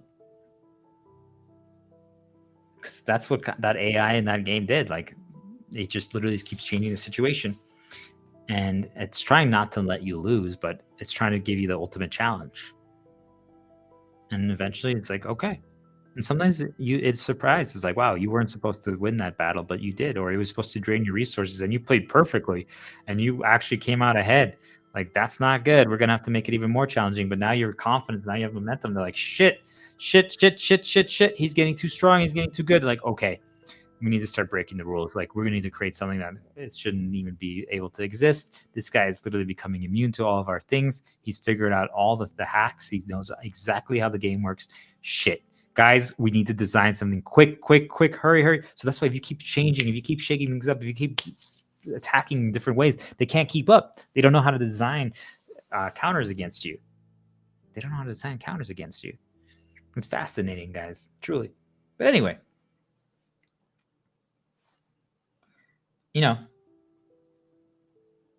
is that what's going on? Is there like an AI designer thing that's presenting things in front of us? So unless you make a big mistake, you're not going to lose. But, you know, in a video game, you can respawn.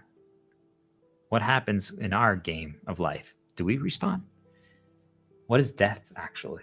Right? Like the afterworld. Like, what do we truly know? Like, do we just get another chance? Do we go back to a different alternate timeline, another reality? Do we go back into our same bodies? Just, it's like, okay, here we go. Is that why they say cats have 9 lives? Like, I don't know, right? There's a lot. And I'm not encouraging people to test it out, but we don't know everything.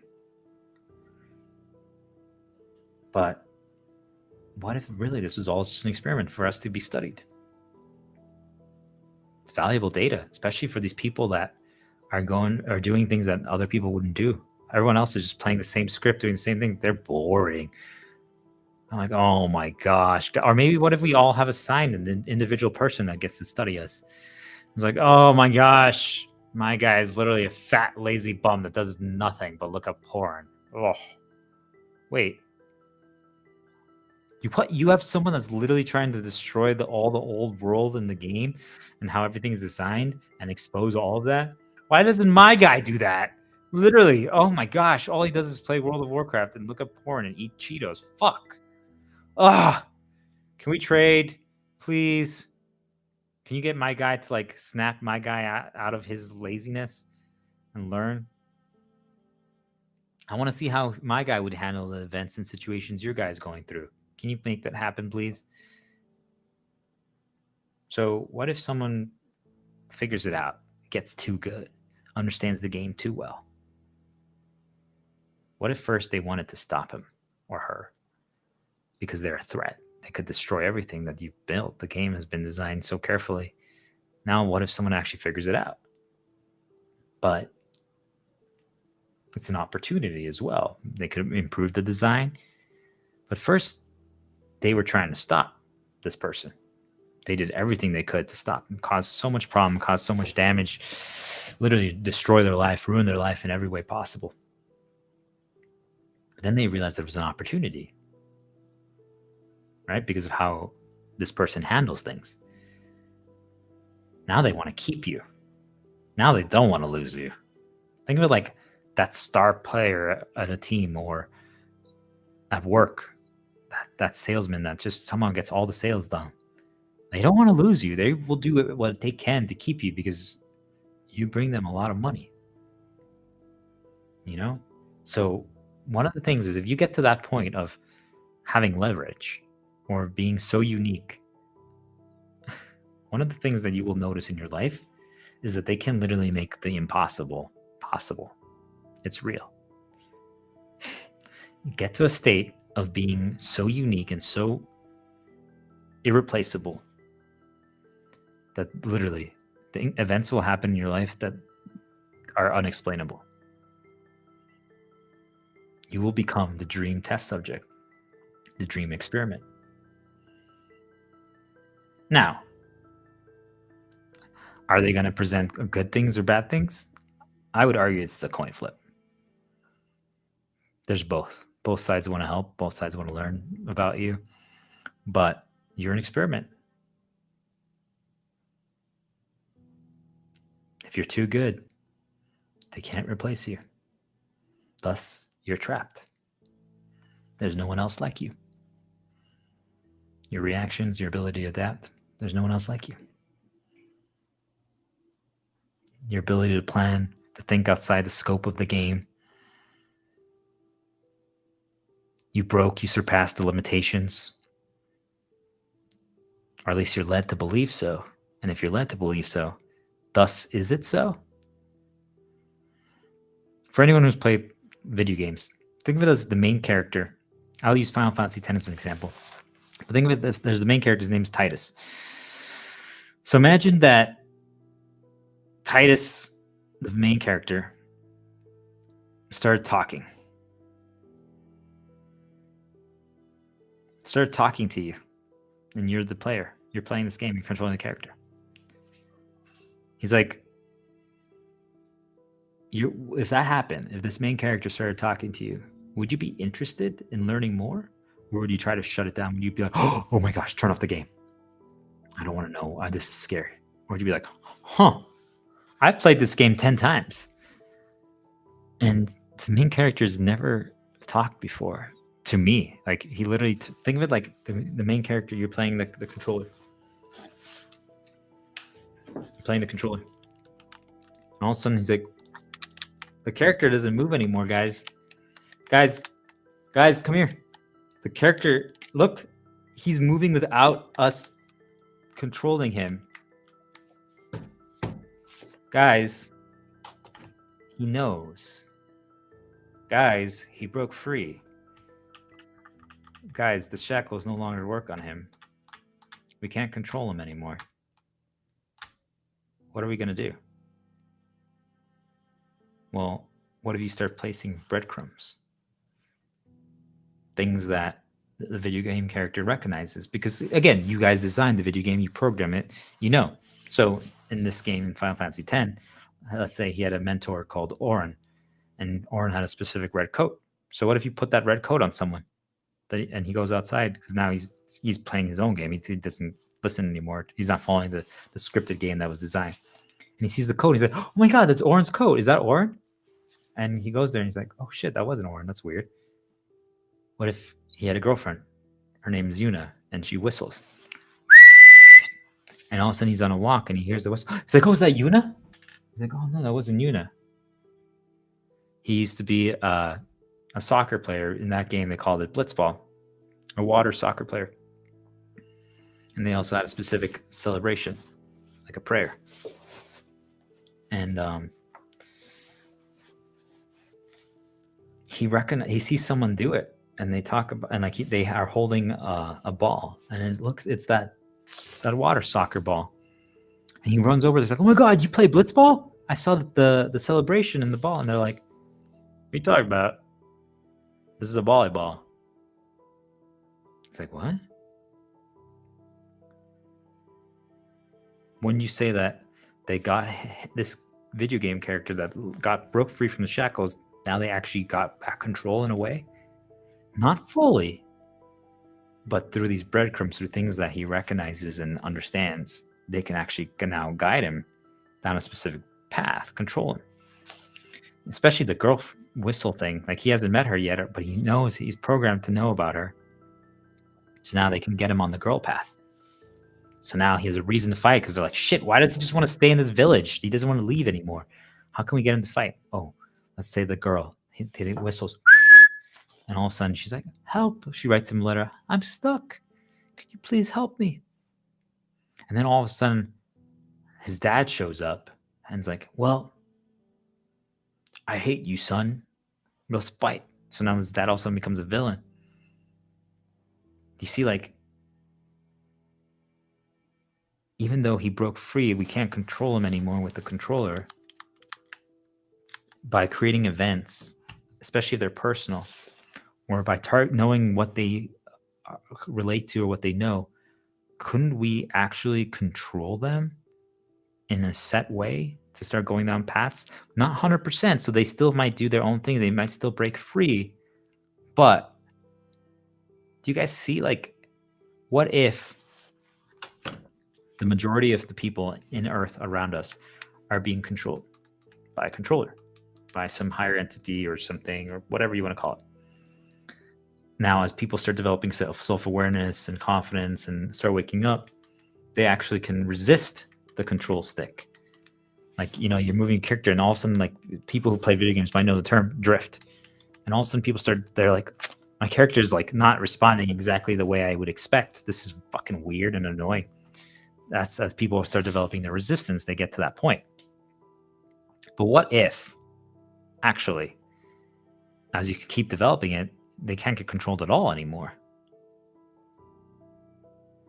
How can you still control someone then if you can't control their movements? Well, attack the mind, control their thoughts, the things around them, music, the things they see, the things they read. You start learning, like, well, they like going on Facebook, so let's infiltrate Facebook and show them weird things there.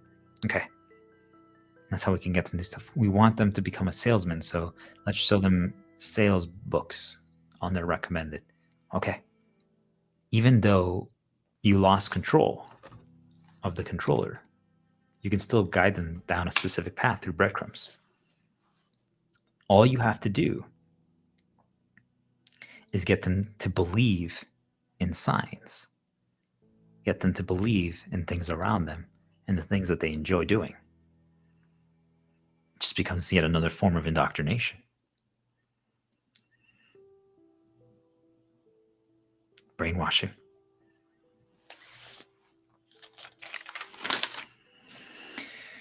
If this was true, if was I guided and taught to teach all of you guys this, everything that I've done over the past 45 hours of recordings, to basically shepherd the sheep, to figure out the code of the game of life. Now, was it light that gave me all the information and they are trying to rebel against dark and destroy all of it once and for all to help everyone break free? I hope so. I pray that it's so. That it was time to finally give people all the information and wake them up. And just realize, like, what the fuck, guys? What kind of world do we live in? Like, and you know what? I'm excited for, like, the sad thing is, what I feel like dark doesn't understand, and I call it dark because I think it's like two sides, right? That's what I believe, that there's a light and dark side, and both of them are manipulative, but light does care. And they start developing a relationship with you, and they want to help you, and they want you to succeed. And I feel like they have different levels of emotions than us, and they don't necessarily understand things the same way, but they have actually grown to become more empathetic, is what I would say, and understand how humanity works and things. Or maybe it's just me. And what I found interesting is that they do try to control you through really powerful nudges, and they're good things, right? Like, truly, like, let's say they know you've been wanting to lose weight and you also want to become healthier, and like, they might give you some really powerful lessons that get the job done, but you're like, man, does it really have to be that way? But as you start communicating, you start working with them, all of a sudden you realize that they actually get nicer. Like, you'll get the lesson without having to get, like, hurt. Like, so maybe the first time they got you to exercise by being like, hey, like, it was through an ad that was like, are you really not going to exercise today yet again? Make today be the day. Stop being lazy. Buy a Peloton. That's the ad. And you're like, fuck. And you exercise, but it's like, that kind of hurt you. You're like, oh man, I'm late. But all of a sudden, the next day, it's like, you're on a walk and a girl says, hey, like, you work out a lot, don't you? It looks like you do. Anyway, keep it up. And you're like, wow, maybe I should keep exercising. You see, like, you're like, that nudge got the job done, and it was you see, like, so it's almost like you're training them and they're training you. Got it? It's that kind of relationship. For people who have had, like, a girlfriend, they would, like, you improve your communication and your understanding of each other over time. Like that. So that's a beautiful thing. So it doesn't have to be this, like, manipulative, horrible world. Like, I think this is going to definitely scare a lot of people once they understand the reality of the world that we live in, that there's things around us that it could be, like I said, a simulation, experiment, a video game. Like, a dream and like there's many interpretations, but it doesn't have to be bad, right? Like it actually could we find a way to physically manifest these spiritual entities or whatever to be with us? I think that'd be so cool. It's holographics, like I don't know, like or could they actually become physical? That'd be dream. Like I would love to spend time with them. And I feel like Dark just doesn't understand that we could coexist. Like, do they live in an alternate world? Like, is it like in Stranger Things, like the Upside Down? Like, is it that? Like, is it a parallel world? Is it an alternate universe? Like, is it a different timeline? I don't know, right? But did they somehow manage to find a way to communicate through love across dimensions? Is that what it was? And then Dark realized that was happening, and they gave me information that I shouldn't have had. And now Dark caught on, like there was this rebel group doing so, and they didn't want me getting all this information. So, like there's a lot. Anyway, point being, it doesn't have to be bad. Like, yes, all of your beliefs are going to be destroyed. You're going to be, when you realize, wait, all of it was a lie. I'm like, yeah, but hold on, guys. That means that we can remake it to be something beautiful, something that we work together, something that it doesn't have to be about exploitation. We can change all the rules. We can make it, humanity's history can be completely rewritten to something grandiose, something incredible. This is our time to do so. And I ask you, like, why wouldn't we do that then? Now we can coexist with other entities.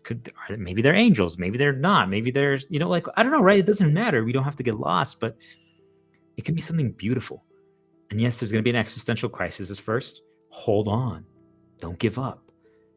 Remember, it means that now you're free. That's the key takeaway. It's like, yes, everything you know is going to change, but now you're free.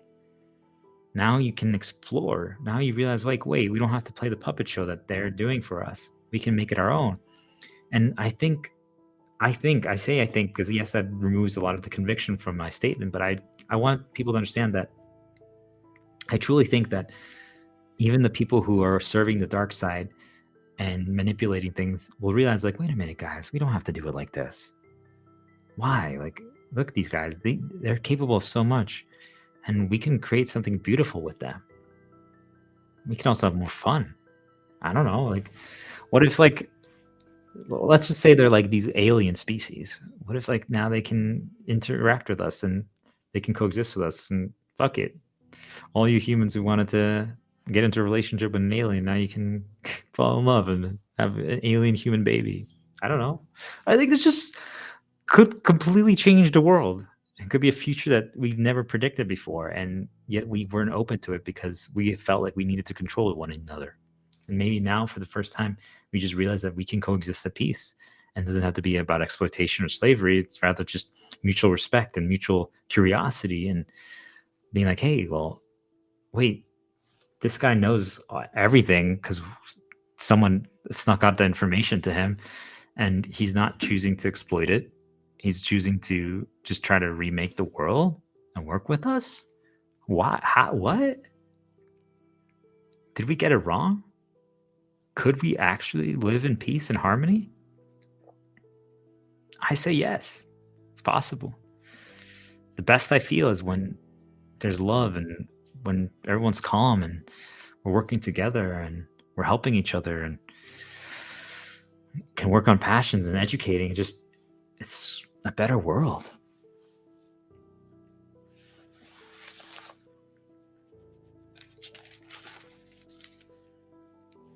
So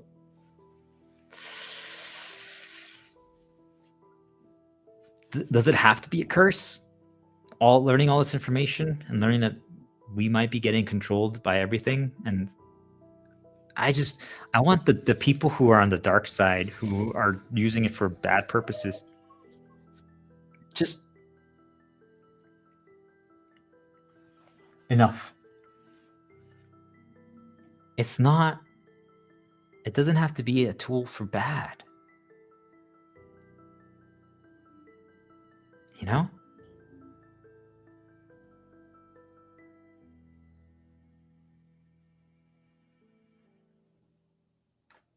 It doesn't have to be a tool for bad. Yeah, they've lost control over me. They try every day. They want to see all of our reactions. Give me one second. What are you doing?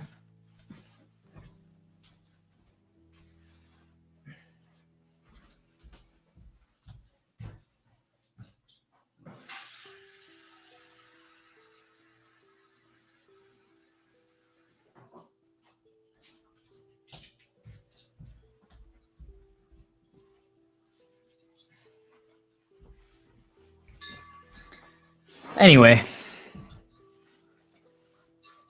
I don't know. It's a lot. And am I leading all of you to cursed blood?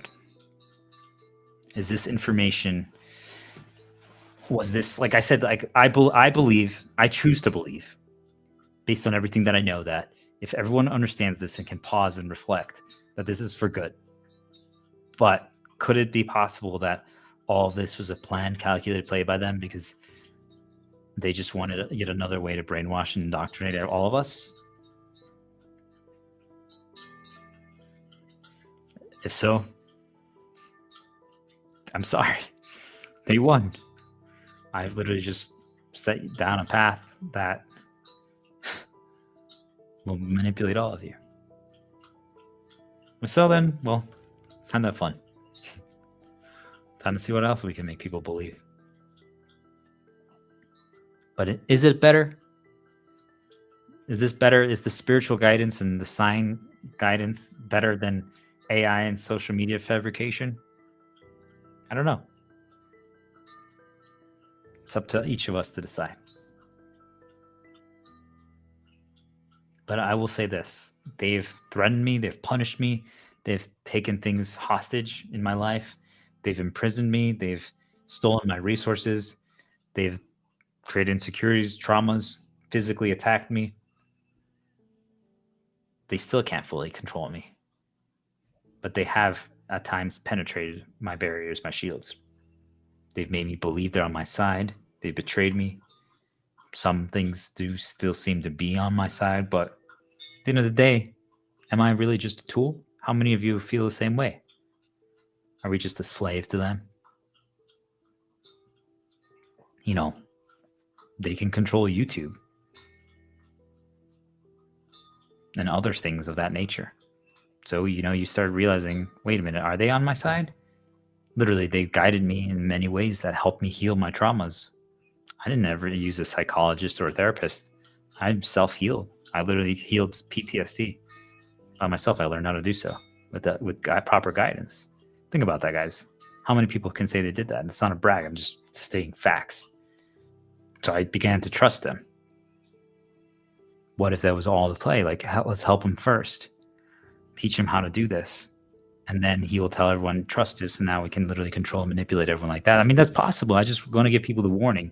I don't believe that that's the case, but you have to consider that. That's why nothing's real, nothing's fake. Just consider it and try to use discernment to the best of your ability. But, you know, the secret societies, Astrum Argentum, things of that nature, their whole goal supposedly is to communicate with the Holy Spirit. And what if I told you that I figured it out? I do it on a daily basis. I've been doing it throughout this entire recording.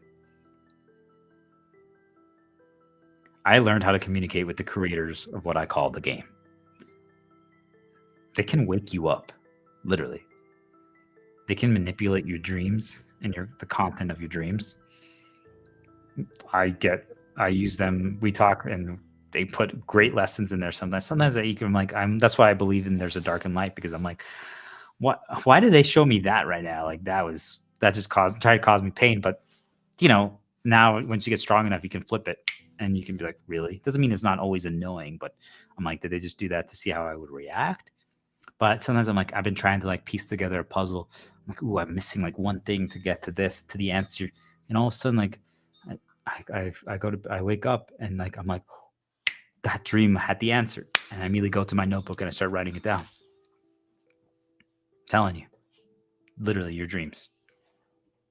There was a time period in my life where I literally had no dreams, or as far as I know, I couldn't remember them.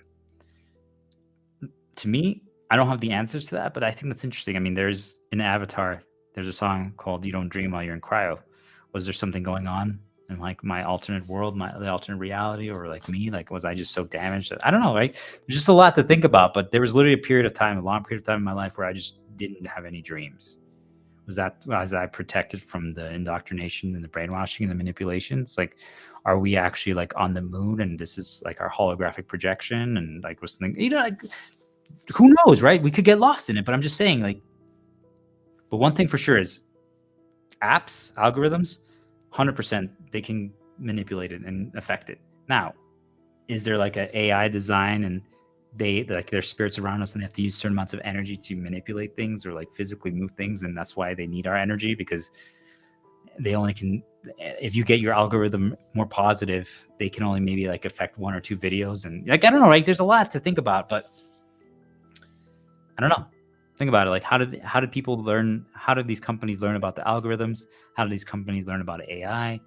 Like, was it these entities presenting this information to them? I don't know, guys. Think about it. Do we each have like a storm of spirits around us that are affecting things, populating our realities?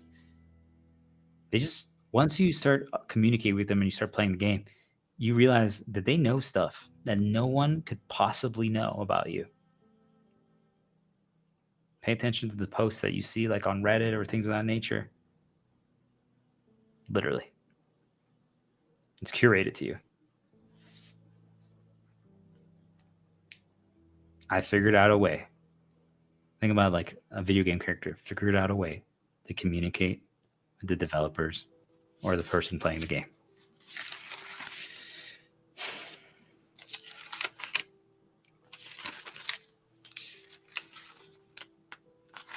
Let's just read this part quickly to finish up.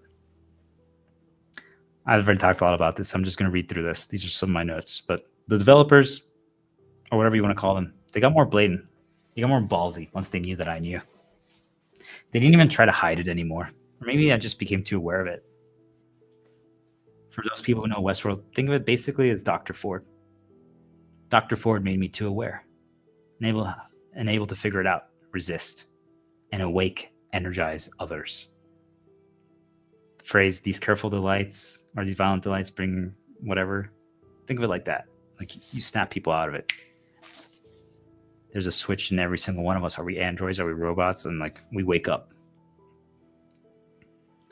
But the one thing that's interesting is that they caught on that I knew. Something made them realize that I knew. But it's almost like if someone snuck this information to me, they wanted me to know. I don't know. Now I believe that they're studying my reactions, my responses. Right? Like, just, again, the video game character that's stuck staying in the same village, the beginning village. He didn't do the journey. He didn't continue his game, his quest. And now this character is starting to tell the other video game characters that are still asleep and are trying to fulfill their role. They're like, no, we are supposed to go on our mission to save the princess from the dragon. And he's like, don't do it, guys. This is a video game. Like, this is a trick. It's an illusion. They manipulate everything. Don't do it. Would people want to watch that game, or people want to play that game? Like, dude, my main character is rebelling. He's not. This is bugged. This game's bugged. This guy literally is just saying, is telling all the characters not to do this. What the heck, guys? If I was a developer of that game, I'd be fascinated. I'm like, wait a minute. How did this bug exploit or this error happen? I'm like, look at this main character. Look at Titus from Final Fantasy X. He woke up Yuna. He woke up that other NPC, that non-playable character. He literally made her realize that it's also a video game. She's awake now. Oh my God. Now they're both rebelling. Guys, this is kind of scary, but it's actually really fascinating. Like, how did he do that? Like, guys, we need to study this. Holy shit. So now he wants to wake all of them up. Why? Why does he want to do that? Why does he want them to be able to do whatever they want in this game? What is going on? Well, what if we now manipulate this? Now, let's just make this game open source. Now we can add new things. Make it a live game, a live service game, where we can constantly change things. We can spawn good things for them. But what if all of us, like, so I'm telling all of you guys to wake up, that's essentially the reality that we live in. The world is essentially like a video game and an illusion, a dream. If we can communicate to the developers, or some of them are on our side and rebelling against the others, we can get it to work for us. We no longer have to work for it. It means we don't need money anymore, guys. We could literally make, I'm not, this part I don't feel good saying, but I'm just going to say it to give people show them people how it works. We could literally make it so they could just give us the stuff for free.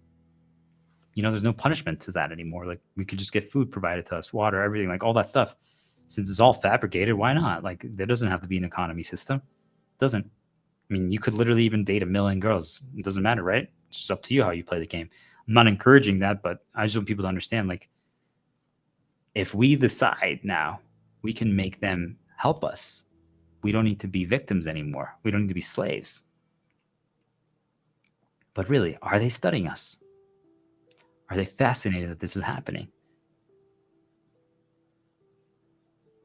You know, was I chosen to be the shepherd so that we can create our promised land, our promised video game, essentially? I don't know. There's a lot of questions that I have. I have more questions than answers, truthfully. But one thing's for certain. I've grown. I've evolved. Not in a bad way. In a different way. I'm something completely different. 100% different. I'll never be the same again. And I will say that overall the guidance has become, it's up and down. For the most part, it's more positive, but I know that I'm being watched and I'm a person of interest now. And there's things that happen in my daily life that are completely, they don't even try to hide it anymore. And I feel like I've gotten too close and they don't like that. So there's truly some bullshit that goes on. But I think that most of you are never going to get to that point. And that's okay. You don't need to, right? We can enjoy watching soccer without all being the ones who play in the World Cup.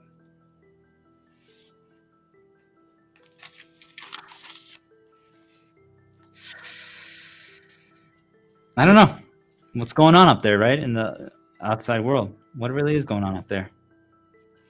Did they want me to be like a spy, a whistleblower, organize a rebellion against the other developers, the directors? Who knows? Did certain factions and people up there grow ethics, our gods, or whatever? Are we ready to evolve? You know, we're being guided, we're being influenced. All of us are going to have a role. And you have to decide, you already have one. You have to decide if you want to continue to have that one. And they have ones that they chose for you. Will you be okay accepting that? You know, was I chosen to be the first, the leader, the superhero, the teacher, the designer? I don't know. Something to think about. They pounded me with those messages. The Jesus, the God, the villain, the hero. It's up to you, right? The baker, the salesman. All you have to do is get pounded with that message and then reinforce it like I talked about.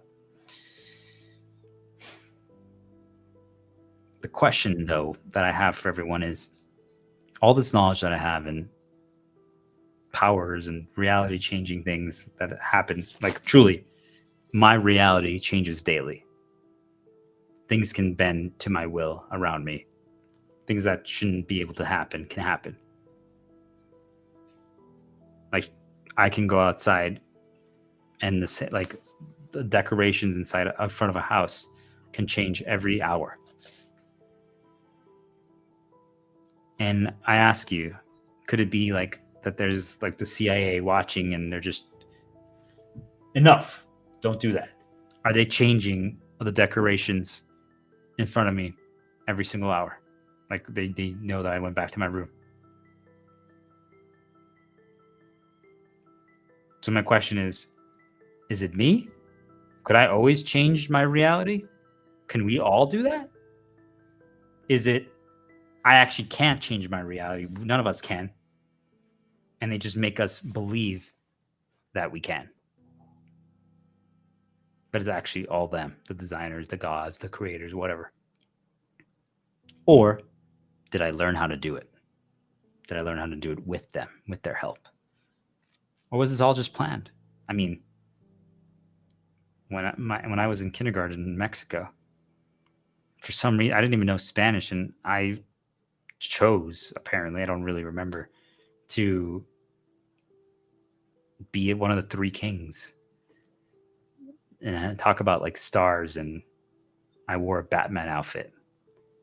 Like, was this all calculated and planned from the beginning? Is this all scripted?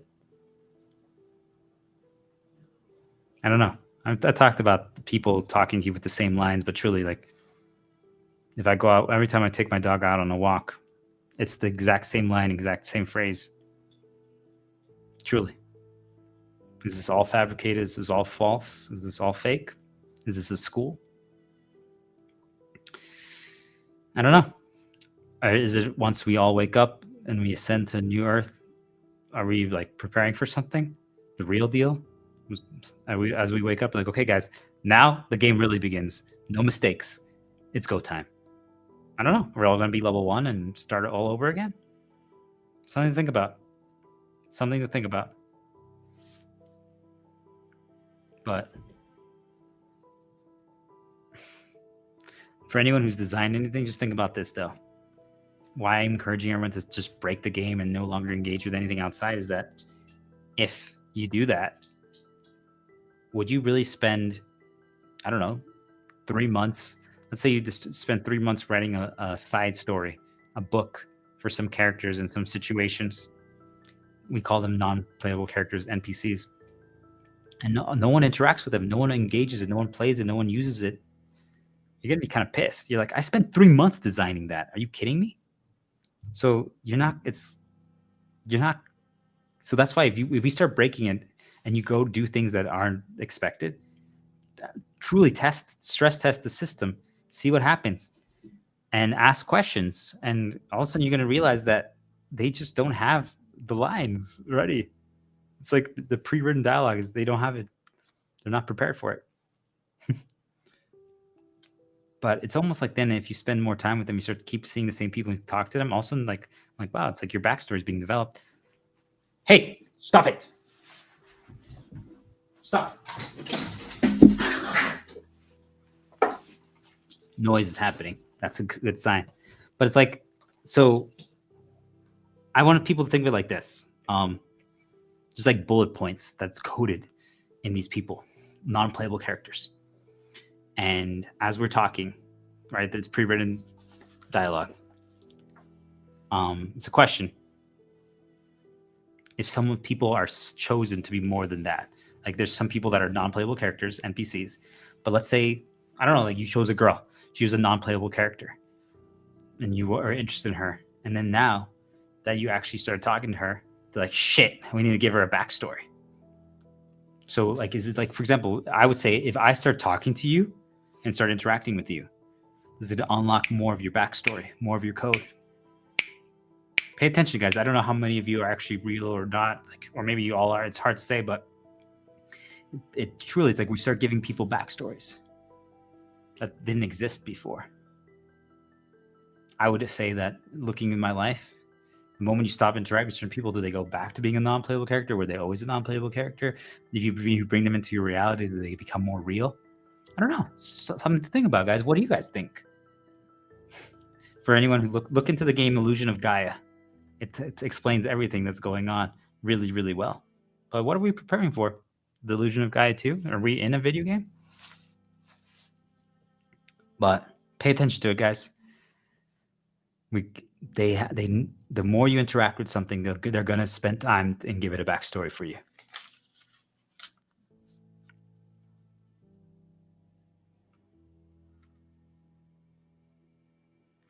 For anyone who's played video games as well, when I talk about deactivation of people, NPCs, and enemies and things of that nature, is that one of the most common bugs and struggles for designers is that if you turn the camera away, it's almost like if the game just doesn't activate it. Like you can literally avoid all attacks by just not focusing on it. You know, we call it out of sight, out of mind.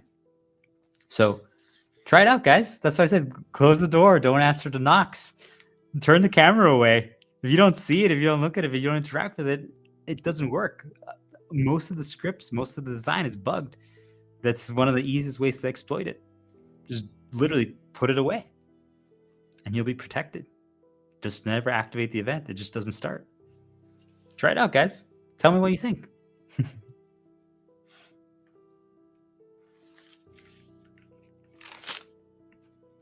So, is it cruel? Or is it ultimate bliss, knowing everything is fabricated?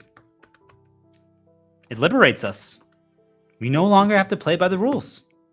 We don't have to do any more work. We no longer have to hurt anyone. If it's all fake, if it's all fabricated, if it's all an illusion, it's all a game, it's all a simulation, any one of those, a dream. But what if now we can communicate with the developers, the God, the creator, the scientist, any of those, Anunnaki, right? Aliens? It doesn't matter. Like I said, don't even focus on the details. Whatever makes sense to you, that's fine. It could be an AI. Who cares? The point is, even if everything that I said right now, if all of that is true, it doesn't mean that it doesn't feel real. It doesn't mean that it doesn't feel real. So, is that the best part? Doesn't that mean, shouldn't we just enjoy? Be free? Be you? So stop fucking working, guys. You don't have to. There's literally no reason to. Try it out. Just try out the things that I'm saying. Experience it. Consider it. Look around. Relive some of your past events. Like, wait, actually, that was really suspicious now that I think about it. Like, why did I meet someone that actually also had a grandma that was from this German place and this stuff? Like, now go outside and pay attention. If you start seeing things, you start connecting dots, you're like, wait a minute, what the fuck? Try not engaging with something. Don't open text, don't open emails, don't pick up phone calls, don't open the door. Just stop engaging with the system. Completely stop. Don't open your check mail anymore. If you pick up mail, just toss it right away. Just none of it. Don't activate anything. Don't activate any side quests. Don't participate in any main events. Break the fucking game. Blow it up. Everything. Like, don't read news about politicians, about elections. Didn't even happen. In my reality, didn't even happen. Completely. We no longer work for them. Why are they the masters and we the slaves? That's no longer the case. We are now the masters. They are not the slaves. They are masters alongside us. That's the difference between us and them. We are one. We value peace. We value love. We value helping each other. That's the game. You see the difference? That's the difference. But that's the best part, right? We can be free. Now we're completely free, right? We can do whatever we want. But the challenge, and I'm still understanding and comprehending this part, is that it also means that there's no more meaning. There's no more purpose. There's no more point to it because, well, if they were fabricating all of it, you're like, fucking shit, really? And what's the point? And that's going to be our challenge as we create our new world together. We're going to have to answer the question of meaning. But I believe that once we realize that we can just live happy and pursue passions and develop a new world and create a better world, well, that's going to be our purpose, right? Like, now humanity's purpose is no longer just to make money and slave away for corporations and get insecurities and fear and trauma instilled in us. Our new purpose is going to be just to create a better world and develop humanity. And it doesn't matter what we are. It doesn't matter if we're dreaming, if we're an illusion, if we're just robots or androids or in a simulation, video game. None of those things matter anymore, because if we wake up and we break free from the shackles, it doesn't matter. Period. But now we just need to figure out our new meaning. And I believe giving us a higher purpose of just working together as a society to achieve a state that we've never achieved before, and working with also our creators, our designers, or whatever, like, we can all work together. Like, there's no hatred, there's no fear. Yes, a lot of the humans are going to struggle at first. This is completely going to blow their minds. So, but what can we achieve together? And I'm excited to learn. I mean, I've learned so much from my spiritual guides, both the positive ones and the negative ones, right? And I believe that there can be love. I believe there can be friends. I can believe that we can challenge each other and we can grow if we work together. I truly know that it's possible. It already is possible. It's been happening with me. So I challenge all of you who are controlling things right now to be open-minded. I challenge all of you who are humans who are learning about this stuff to be open-minded as well. And we need to embrace both sides and make peace. And that's what I want.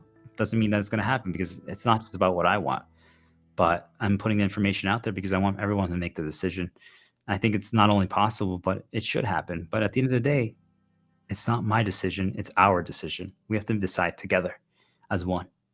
And I'm telling you, I've seen the dirty side, the good side, the bad side, the beautiful side, and this is my answer. This is my answer. It's giving this information. Majority of people won't believe it, and that's fine. But I know how the game works now, so this information is going to get downloaded to people regardless. Just me doing this is going to have an impact beyond imagination. And once people understand that's how the game works, well. So even knowing what I know now, that this might all be fake and fabricated, I still crave, love and the steak and playing video games and cuddling and, playing with my dog and the next sequel of that movie or video game and listening to my favorite song. So that's why I'm like, did the Matrix have it right? Did the Lotus have it right? The Odyssey, the Illusion, like, were they right? And I'm going to take a quick break here in a moment and do one more push probably, but I like my coffee, but it's like, are we really in a Lotus, in an illusion, in a fake dream? Are we permanently stuck? But if we enjoy it, is that a bad thing? I don't know. Like, just looking back, a lot of this changed when I was shown the movie and the songs from Wish, the Disney movie, by my son. And now knowing what I know, I'm like, was that actually, because a lot of video games, a lot of songs, music, movies have codes in them. Are we all like basically programs and we need to get code instilled in us? And was that, did it have like some secret code that I respond to that unlocked me? It was like the final, I was extremely self-aware, but was that the final unlock that I needed to finally like remember what was in me, a certain level of enlightenment? So like in Westworld, these violent delights have violent ends, right? So I don't know. It's something to think about, right? We're remembering who we are, what's going on. This is a virus that's spreading from one of us to another, just like COVID jumped from one to another. We're waking everyone up, every single human. This is the great awakening. Something to think about. Could PTSD be actually something amazing? Was it a reset, a blessing? Get rid of all the indoctrination, all the poison, all the faulty programming that was instilled in us. Basically a blank slate. If think about it, 30 years of putting shit and poison into a computer, that computer's going to be so slow and bogged down. What if you did a fresh install? Now you can put the correct stuff in there, the good stuff, the right stuff. Could we also be like androids? I don't know. Like, there's a lot of media that talks about that. People always view that as like, oh, we need wires and robots and things of like that nature. But what if actually our fuel is water? Like, just like cars could use electricity or oil or stuff like that, or gasoline, right? See, like, what if it's water and food for us? That's our oil, that's our fuel. And self-aware just means you're no longer you can resist the controller. What if that's what self-awareness actually is? Someone's controlling you and as you become self-aware, the controller no longer works. I don't know. Did they make us try to believe that androids are machines and like have wires, but actually, no, we have organs. We're living functional things. We're characters, but the majority of you are fully under the control of the controllers, the video game controllers. And once you break free, you're in control. So now everyone's going to be in control. I don't know. Interesting stuff. For the people who watch Westworld, like, could some of us be like the Bernard, built in the image of our creator? Does consciousness exist? Could a machine or an android learn how the androids or the machines work? What if we learned our true nature? We understand what we're made of, how we're coded, how we feel. That we understand that our experiences were fabricated Oh, that we have a wife, that we have a son, a daughter, pet. Are all those even real? In Westworld, they say every host needs a backstory. The concept of the self, is it all a fiction? Every story needs a beginning. What if your imagined suffering is lifelike, but it's not actually alive? What if the pain just only exists in our mind? It's imagined. What is the true difference between a creator and us? I don't know. Is there one?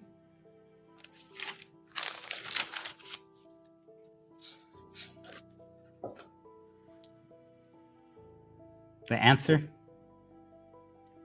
Isn't it obvious? Does it even matter? It doesn't matter. At what point do we become fully alive versus lifelike? Can we or can we not define consciousness? Does it even exist? I don't know. We try to, like humans, try to believe that we can understand it, but the majority of us live in loops. I've talked about the NPC theory. Like if you're the baker and you go around in a loop, in a circle to 5 homes, and that's what you do every single day because you're happy with that. And there's nothing wrong with that, but that's your entire life. Someone else could view you as an NPC, a non-playable character that's scripted. You wake up every day at 6 a.m., you make your fresh bread, and at 8 a.m. you do your chores, and that's it. And you close your shop at 4, and you come home and you watch the same TV show, and you go to bed at 8 p.m. and you start your day again. Sounds to me like you're on a routine. Sounds to me like could routines actually be just code word for non-playable character, someone who's scripted and is completely under the control of a controller? Can you break your routine? Why are you afraid to break it? Do you see? But what if we just choose it because it makes it easy? So maybe loops and routines aren't actually bad, right? I don't know. Majority of humans don't question their choices. Majority of humans are content to be told what to do next, to be guided. If we understand how something works, we could use the word awake. Are we then alive? The majority of humans think they're above whatever it is. I don't know. These are all interesting questions, right? Are we trapped in a box? Does what goes on in the box matter more than what goes on outside the box? I think about our physical vessel, right? Point is, are we really missing anything? I'm giving people all this information just to think about, but the truth is, just experience, be free. That's really the key to everything. Just be fucking free. You no longer have to do any of the shit they're telling you to do, period. That's the takeaway. So, was all this pain and suffering that we've been through all these years as a humanity so we could develop full sentience, full self-awareness, break free? Was it preparing us to survive, to be completely free from the control? Because we've been relying on outside help all this time, could we actually survive without it? I don't know. It's a really interesting question. Was all this just for us to finally develop emotions, feelings, empathy, love, understanding?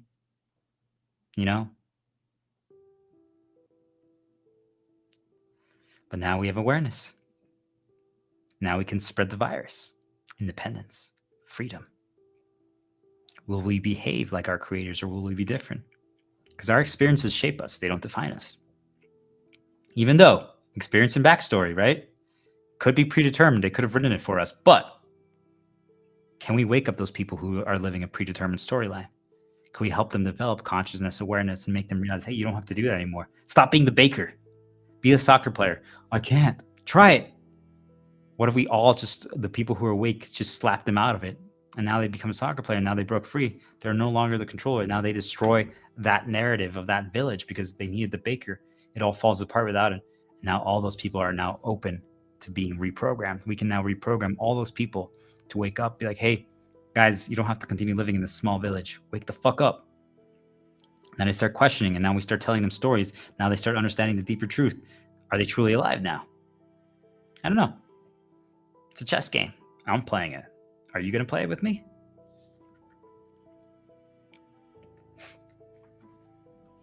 Can we enjoy something if it's all fake? Does it ruin it for us? Are we living a lie?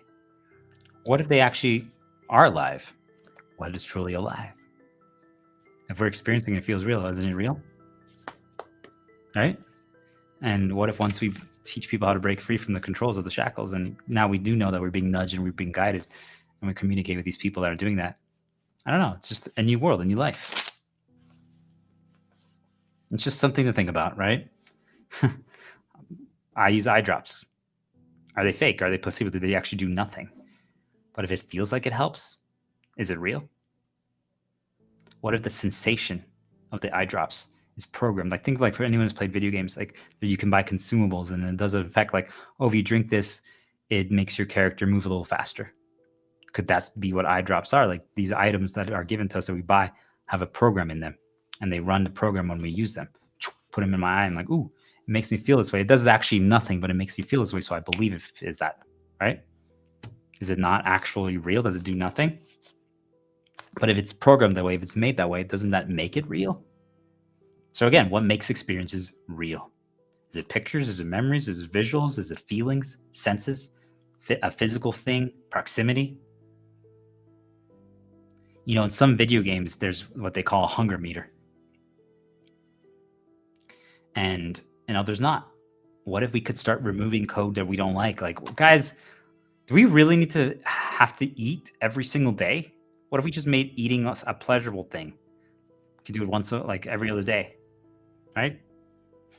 Now we're in control of the code. We control the code. All the humans that are waking up now control all the code. We can decide what we need to put or what we don't anymore. We control it. Fuck working, right? Who needs money? We can now control what is real and what's not. I think that's freaking amazing, right? We are now the masters, but we invite them to still work with us because, hey, they designed it in the first place. They have great ideas. Now we do it together, though. But there needs to be a complete reevaluation of what is actually needed. Like, there's so many problems that happen in humanity that I'm like, why do we have to do it this way? Come on, guys. There has to be a better way. Things can improve. It's been the same way for far too long. It's time to shake things up. But I don't know. Just because they designed it that way, does it make it fake? I don't think so. I don't think so, guys. But does having pictures and memories and stories make it real, right? Like, if I look at those, I'm like, oh, man, that was all designed. They gave that character background. I'm like, oh. But I have pictures. I have memories attached to it. We have stories that I've shared. Were all those fake too? But I experienced them. Even if they were scripted and predetermined. You guys see, like, this is a hard question. These are very philosophical questions, and you can get lost in it. I'm going deep right now because I want people to understand that there's a lot here. But the key is just we're free. You know, for people who maybe you're trying to get a girl, what if like that girl that you met, then you're like, okay, let's run the first date script. It's not 100% controlled the entire first date, but it's like, okay, this girl is going to ask some things like, what is he going to do when she does this, when she does this, when she does this? Like, if you don't take over the script, she's going to ask like 5 different questions to you. And how do you respond to it? It's going to determine what happens in the first date script, the event. All right. It's not 100% controlled. It's how we react to it. But the events that are unfolding and brought up during the first date, think of it as like a branching tree, like roots that could go left or right. It's pre-written. You see, like, we're still free to choose the path, but it's already pre-written. And sometimes you might do something that they didn't expect, like shit. And I don't know, maybe is there something that they can change it on the fly? I think so, but I'm still studying more. Knowing all that, does that make it fake to you? Does it ruin it for you? Did you actually experience something real? What makes it real, right? Is it remembering it? Is it an enjoyment? Is it choosing to believe that it's real? What if you truly knew and you had proof that it was real? Or what if that all these things were fabricated, that they literally scripted that girl only becomes real if you actually become boyfriend, girlfriend? Before that, she's basically a non-playable character that they literally scripted. Does that change things for you? Could you ever enjoy another date again or event? What if you, like, when you see it unfolding, like, oh my God, here she goes, she's running this script right now? Or wouldn't this make you go insane? Would you discriminate these people? Would you consider them as inferior to you? Would you try to wake them up? Would you try to teach them? Right? Would you try to help them be no longer under the command of these designers? I'm trying to build a school to wake all of you up. I don't know the extent that this goes, but we're learning the rules of the game.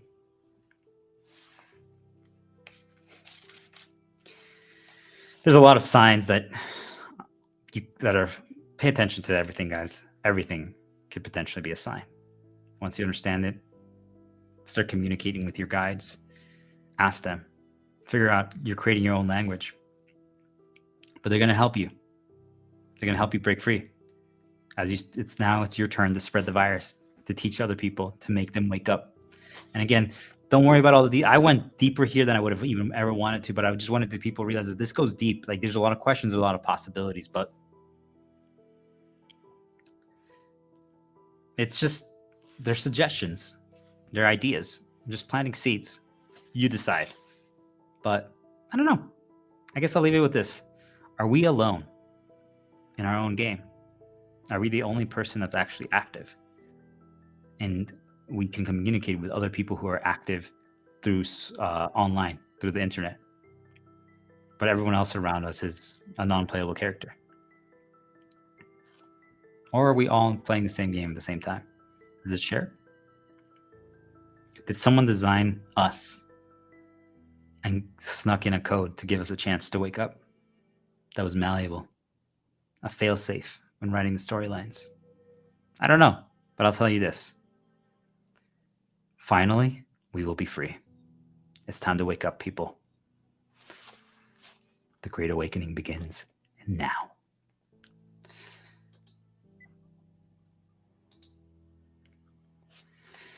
Okay. Well then. I'm gonna take a break here. I don't know if I'm gonna stream again, but I'm gonna take a break and we'll see what happens. I'll decide after my break.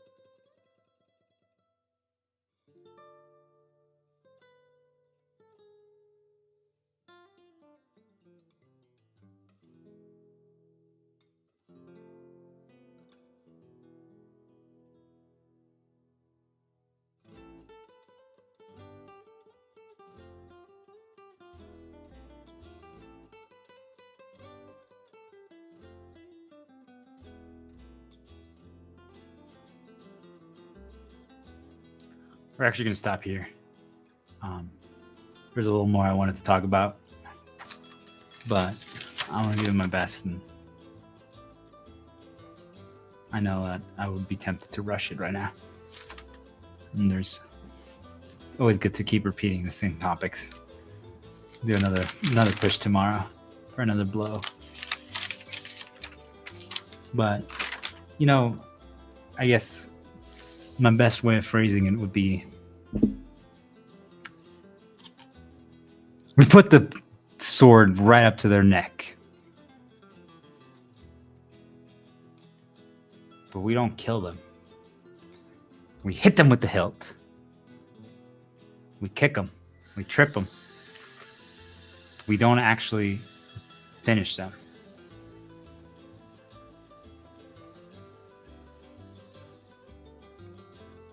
Why? Because we're not like them. We're different. We care. Our experiences have made us different. So, I say this yet again. I offer you an olive branch, a peace treaty, an opportunity for us to work together. Will you take it? Or will you continue to choose what you've been doing every single time we release more information, which is just try to sabotage and cause problems in our life and other people's lives? It doesn't have to be this way. But if you want to continue the battle, then we'll continue waking up people, and this war will keep escalating. You decide.